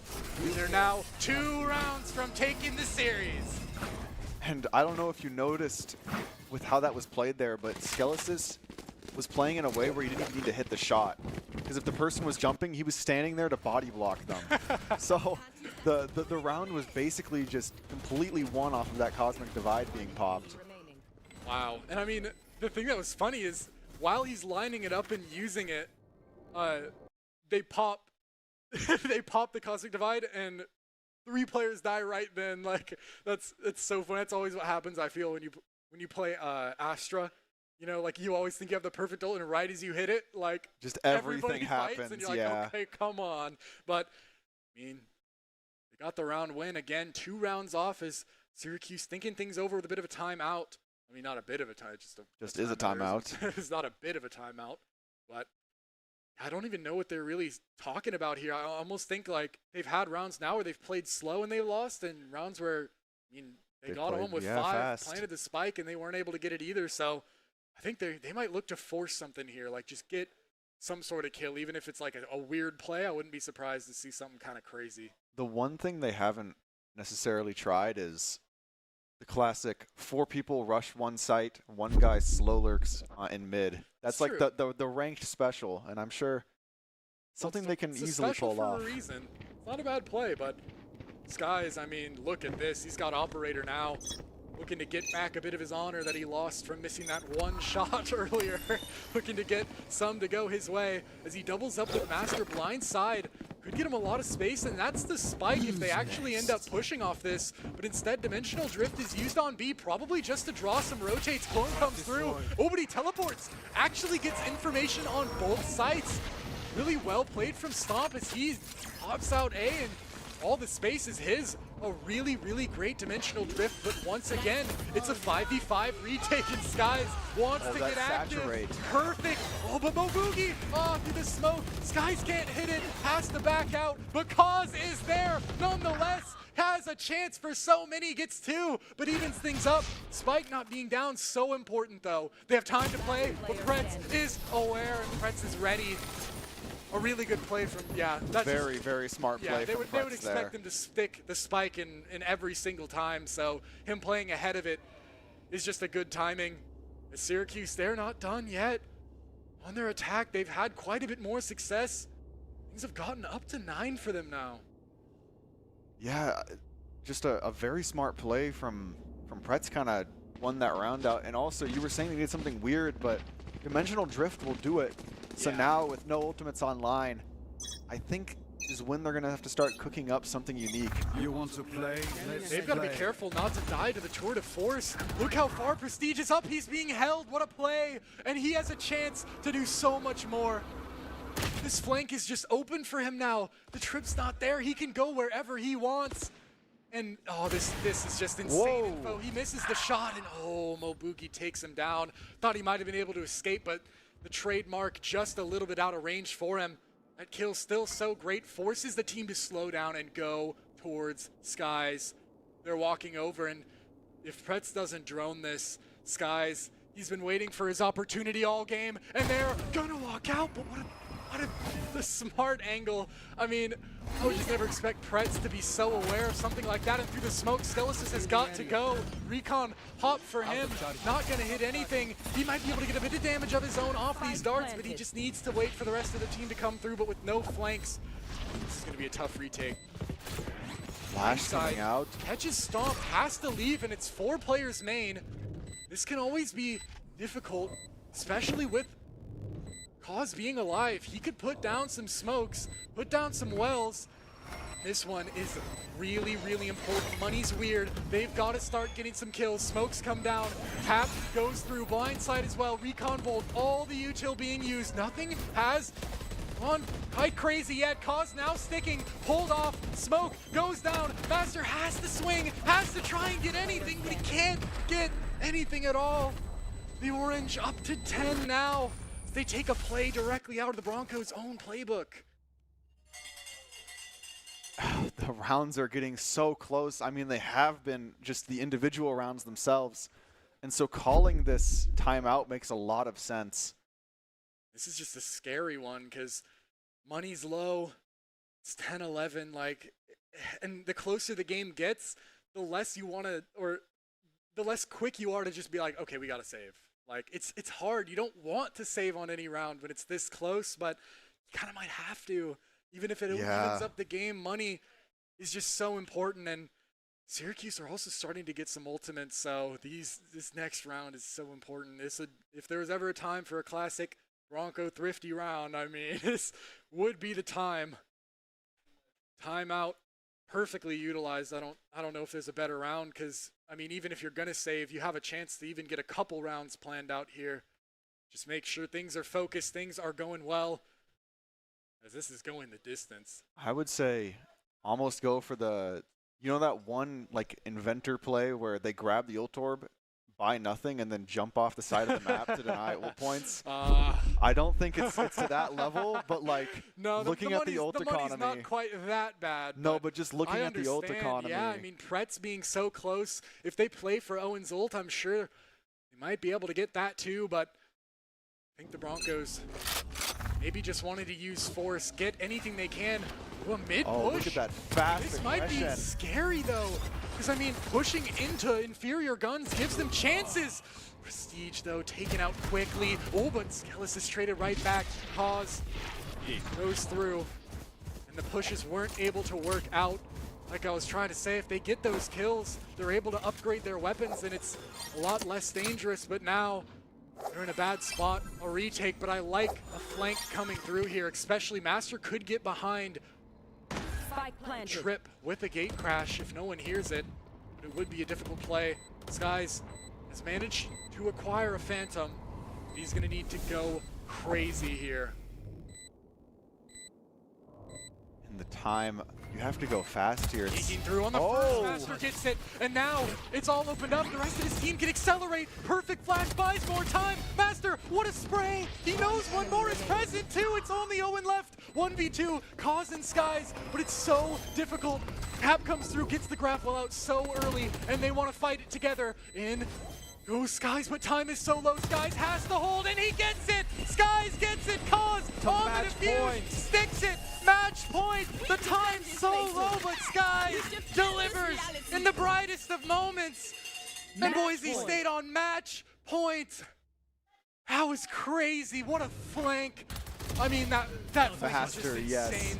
The fact that flash. The fact that they hadn't done it before is what made it so amazing, and oh my, yeah, that flash just. Well, what's craziest is so crazy. He knew that his flash fully connected, so he just dry swung off the TP because he knows he's still going to be blind after. Wow, and he was even aware that, I mean, they all play main, so Owen has to be in that corner, of course. Owen, a great shot as always, gets that kill, but sets it up nicely for the rest of the team, and this might be a little bit of desperation. A fake, but it's a good fake maybe with all the util going, but I mean, there's no one here. They know, I mean, they used the ult, and now a TP from Master. Not much substance at now all to they're that gonna walk fake. into the stack, and they think that it probably worked better than it did. They want to go out, dodge, and it's all so easy for Skies. Never cleared out of the corner. Hunter's Fury used for a little bit of value, doesn't find anything, but that is a great kill, as it is. Orb for Mabuki, but Pretz just walks out. That's their Hunter's Fury. I mean, I guess maybe just trying to make a play. Couldn't get anything going, and now it's a 3v5 through the smoke, though. Skies, be careful. You want to play this one as textbook as possible. The win practically in the hands of the Broncos if they're able to get their fundamentals correct. In towards mid. Syracuse walk, but they're keeping the spike A. That tells me it's a late walk towards A, but no one's moving. Master, he's set up. He doesn't need to go anywhere. He doesn't need to leave. He doesn't have gate crash, and he doesn't care. If they swing him, he'll be ready. He even has Skies to trade. Smoke comes through, and they have no choice but to walk out. 17 seconds, Master set up. Is he ready? Of course he is! Skies gets the second, and it's all onto one. It's Mabugi, the last player towards heaven. The first kill, but time is not there, and the Broncos win a nail-biter. The script, perfect. Just a beautiful game, both teams having their moments, but in the end, the Broncos will not be denied. You really couldn't have wrote a better script. And that's not even the game that we've been hyping up. That's the craziest part. I just heard the most beautiful words to my ears. We have an interview with exactly who I want it to be, but I'm not going to spoil it quite yet. No That's spoilers. for people that stay through the ad break and wait until the interview. So that was a crazy, crazy game to end it out on. Just, that was just insane. There were so many moments within that game. There were like 1v4s, crazy retakes. It's exactly what you want to see if you're a fan of Valorant. I mean, what a game. But as I was slightly alluding to, we've got a player of the match and an interview coming right up. So don't go anywhere. Right after this, we'll get to that. So smokes on the spike. Owen, the first one up to try and stick, but again, Cause knows right where it is. Only one player left. It's Mobugi trying to do anything he can, but the firing squad has taken him to the peak from the first, found second as well in the third. He saw it well. Takes a free one out, and they're low. A spray through the smoke could be good. Gravitational well makes it. Oh, he puts Stomp ahead of it, catches the dart in the hand, and now it's all on the Cause. The first. Cause! Back main, blindside dodge, and they all line up. Hold on, they all line up with threats. Gets the kills. Cause in the line, though. Cause! Free for Cause. Hindered for now, but it's only a 1v1, and Scott he Matlock, underrated recruit, has built himself into one of the best defensive players in the Mountain West. What would you do if you couldn't fail? Would you see every setback as a catalyst to keep going?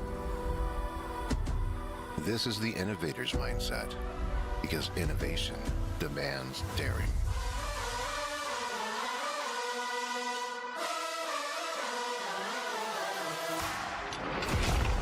It's finding thousands of ways that don't work, and the one that changes everything.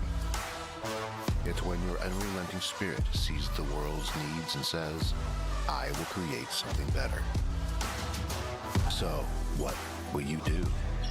Will you let your genius run wild? Give yourself the space to be great. Set your sights on something even bigger, because we know changing the world doesn't happen by chance. It comes out of the blue.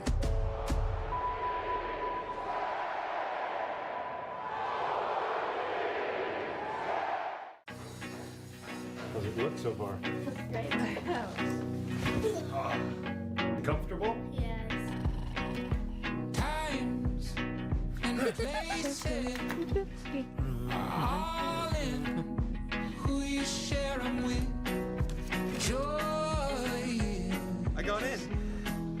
Who you share it with. This is a great use of your home equity. Who you share it with. My friends know me as Derek, but I'm also Master Sergeant Raxter.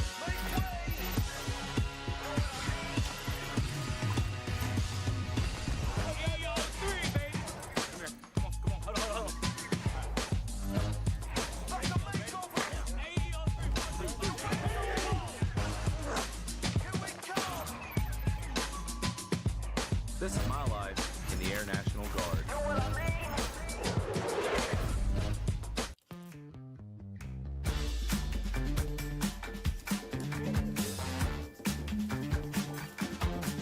Hallelujah, hey, Jubilee. I got a feeling and it's moving to my feet. Take a picture, would you look at me now? Something outside so that everyone can see. Now earn up to 4 times the rewards with the ICCU Premier Rewards Visa credit card. It's the credit card from the credit union you love. Since you guys have been in here, some things have changed. We've updated this place to be in its final form. New cabinets, new counters, all sorts of new stuff in here. This has turned into a place that wouldn't look out of place at an SEC or Big Ten football facility, and Dairy West has allowed us to have it here. We've taken a holistic approach to our player nutrition, and we're really thankful that Dairy West has made sure that our fueling station is the best in college esports and really at industry standard for any college athletic department.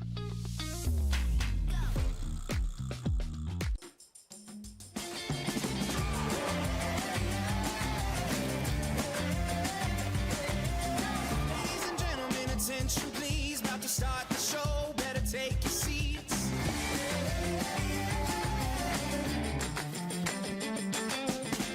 It's time to let the curtain rise. We're gonna shake the room, we're gonna Now earn up to 4 times the rewards with the ICCU Premier Rewards Visa credit card. It's the credit card from the credit union you love. Scott.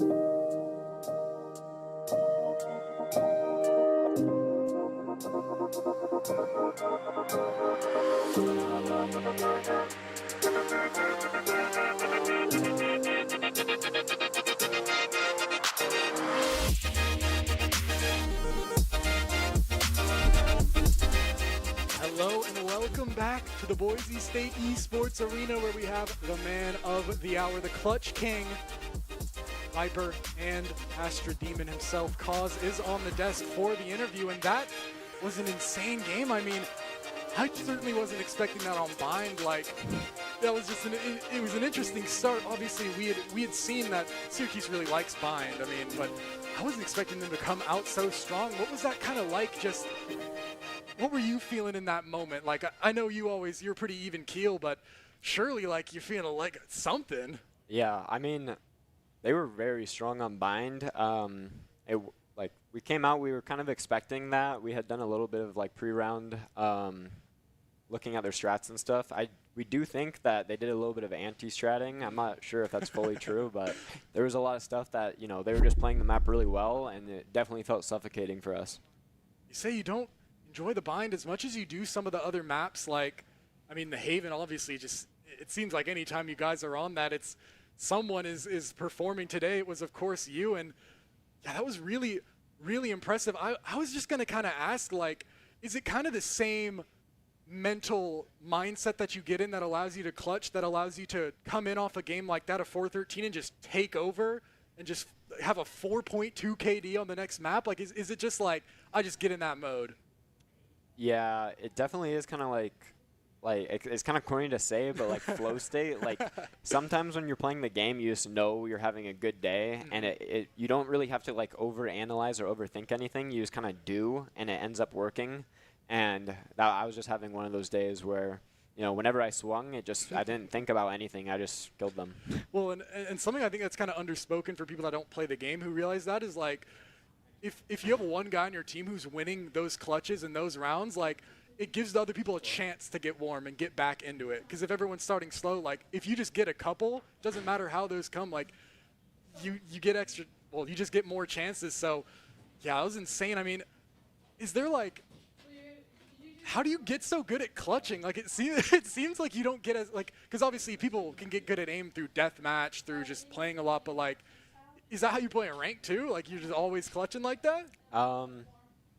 I mean, some of my high school friends would say I was like really good at clutching, and it really just is like, I feel like it's kind of like there's no like risk anymore. Like, there's no sort of expectations. It's so you can just do whatever you want to do. Yeah, like, there's no fear of dying really, because, you know, if you die, it's whatever, you lose the round. But it definitely makes me like, I'm able to move a lot more, like my movement's a lot better. And yeah, I think that's like just the biggest thing, getting in that mindset of feeling confident that no matter what happens, it's like, you know, it doesn't matter really. Yeah, and something as well, I think, I'm just interested on hearing how you deal with this, because, like, playing on the Overwatch team myself, like, there are definitely times where when you're kind of feeling down and you're losing, like, a lot of the time you want to stop talking. Like, you just want to autopilot, you want to play, but, like, what specifically do you do to make sure that you don't get in that mode and you make sure every round's like a fresh start? I mean, sometimes I do get in that mode. I think the best thing for me to do is just like just try to think about the game as much as I can, think about what the enemy team is doing, like try to get in that mindset where I'm just thinking about the game and not other stuff. And then when that happens, I'm able to actually like fully lock in, fully calm, and, you know, as long as I'm like calming about the game, then I'm doing my job. You're doing much more than just your job today, and now it's only one game left, the Ohio State game, and are you guys eager for a rematch? I can kind of feel that energy. How are you feeling about it? Yeah, I'm super excited to play them again. We played them a little bit earlier, and that was, you know, we ended up winning, but I really want to see how much they've improved with their kind of new set of roster, and yeah, I think that would be a really good game. Well, I mean, everybody who's been watching this is certainly excited for it, because as always so fun to watch you guys, and I have to say, you specifically play the game. So thank you for joining us, of course, and thank you for playing, and thank you all for watching. So make sure not to miss the battle for the 1 seed next week. Thank you, Cause, again, and we'll see you all next time.